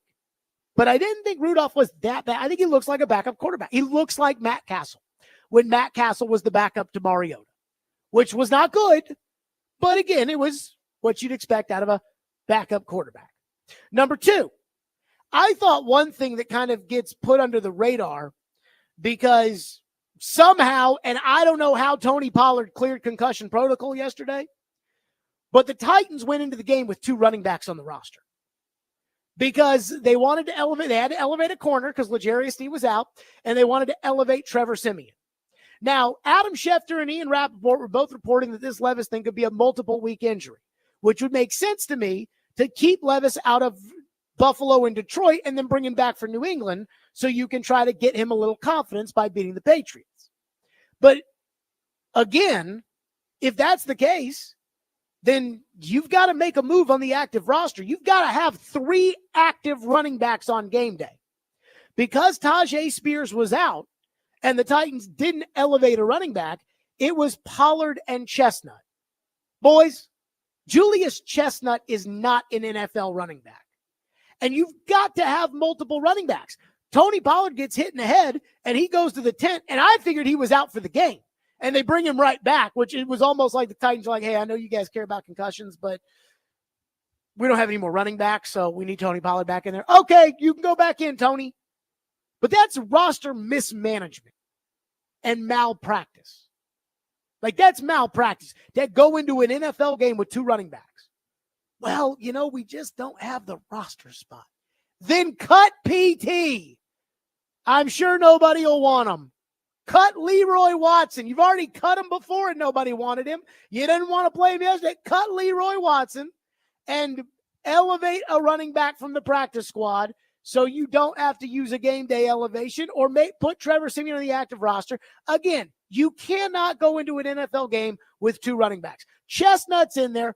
Pollard's in the tent. And I said to my dad, what happens if Chestnut gets hurt? We start handing off to a wide receiver? Again, incompetence with this organization. And it didn't bite him in the butt, but it really could have. It was reckless. And there was a third thing about the game yesterday. Oh, yeah. My big takeaway from the game had nothing to do with the Titans. I know the Titans suck. I'm not convinced Buffalo's that good. And I know they dominated the Titans in the second half, but I know what the Titans are. I expected better out of Buffalo. Vincent is up next. Has been waiting patiently. Those are just kind of a couple of quick thoughts here. Vincent, thank you for calling. Go ahead. Yeah, I mean, I call because some of the fans, I just do not understand what they're saying. We are not splitting the atom at Nissan Field over there. It is not rocket science. It's not. We are making it way harder than it really is. But the reason why I called was the head coach. The head coach is unraveling. You listen to his press conference yesterday. You go back and listen to him early on in the season. He's getting unraveled. And if she wants him to be successful, she better get him some freaking help over there. And and also on his side of it, some of his coaches are horrible. Defensive line coach, linebackers coach, tight ends coach. The tight ends are just, we used them yesterday. That's the first, most we've used them, I think, all season. But if he's going to be successful, and he's the coach that I think he is going to have to clean up his staff. And if he's going to get another year, but I'm telling you, he's unraveling. And I'll hang up and listen. Thank you. I think he's got to be a lot more efficient. And the thing that the decision to go for it on fourth down at the beginning of the second half was a horrendous mistake. And I know every coach says, well, it's only because it didn't work. No, it was because it was stupid that it was a horrendous mistake. And I've seen coaches go for it, get it, and I think it's stupid. Just like I think Kalen DeBoer going for it on fourth down in the Alabama game was stupid. Not because they didn't get it, but because it was stupid. I thought the management of timeouts in the first half was, after Will Levis openly complained about it, after Brian Callahan was asked about it during the week, I thought that was pretty embarrassing. Like, at some point as a coach, you have to look like you've got it together. And he looks like he doesn't know how to get the play call in time. And you can't have that. You just can't. So I do think that coaching staff has to become a lot more efficient. And I'll say this about the assistant coaches. If Bill Callahan sold everybody in there that they could get by with that right tackle, then we got to start having a talk about Bill. Because I know he's got a great reputation, but that's not acceptable, what they've put out there at right tackle. Speaking of right tackle, if you want a heartfelt moment to end a very tough show, that's next. 102.5 The Game.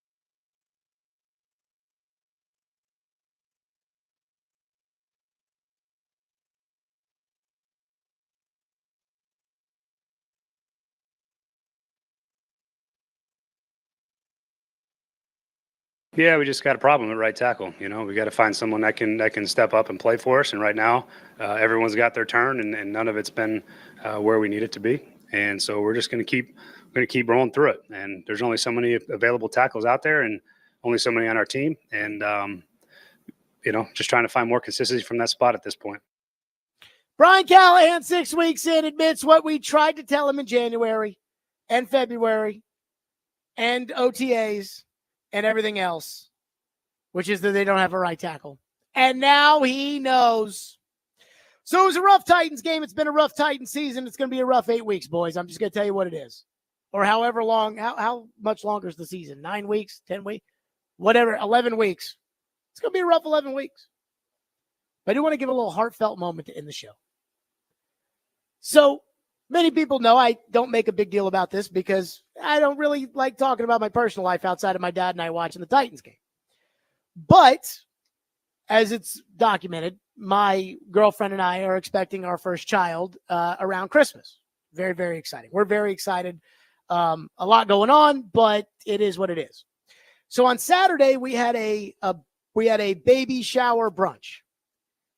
And we went through the gifts, and there was one gift in particular that I'd like to highlight on this program. 5 years ago, you know where this is going, don't you, Ian? Maybe. 5 years ago, Ian and Nicole were blessed with their first daughter, May. And when May was born, me at 29 years old or whatever I was, you know, I was thinking, what do we get Ian? And so we looked at the registry. We saw Amazon gift cards where I was like, that's it. So I'm sitting there. We're getting ready for a remote. I looked at Floyd and I said, hey, I'm going to get Ian an Amazon gift card. You want to get in on it? He said, sure. I said, wait, like $200? He said, okay. Floyd took out the crispest, freshest $100 bill I have ever seen in my life. So Ian, in the card from Ian, Nicole, May, and Evie, said, I tried to find the most crisp $100 bill I could find. And then a piece of paper came out. And if you're looking at the stream, I'll show you. It's a picture of Jack Conklin being drafted by the Titans, holding up the number 1. As Ian wrote in the card, and a right tackle. And I saw that yesterday. Actually, Ian, saw that during the game. Good. And I was going to text you. And I was going to tell you that that's the best card, gift, whatever, the best anybody could ask for as far as thoughtfulness and everything else. And then I was like, you know what? Titans are getting their rear ends kicked. We're going to talk about this and celebrate it on the show. If I haven't made it abundantly clear to everybody how important Ian is to this program and how important it's been over the years with me and him and Floyd and Porth, and now me and him and Chase when Caroline was here and everything else.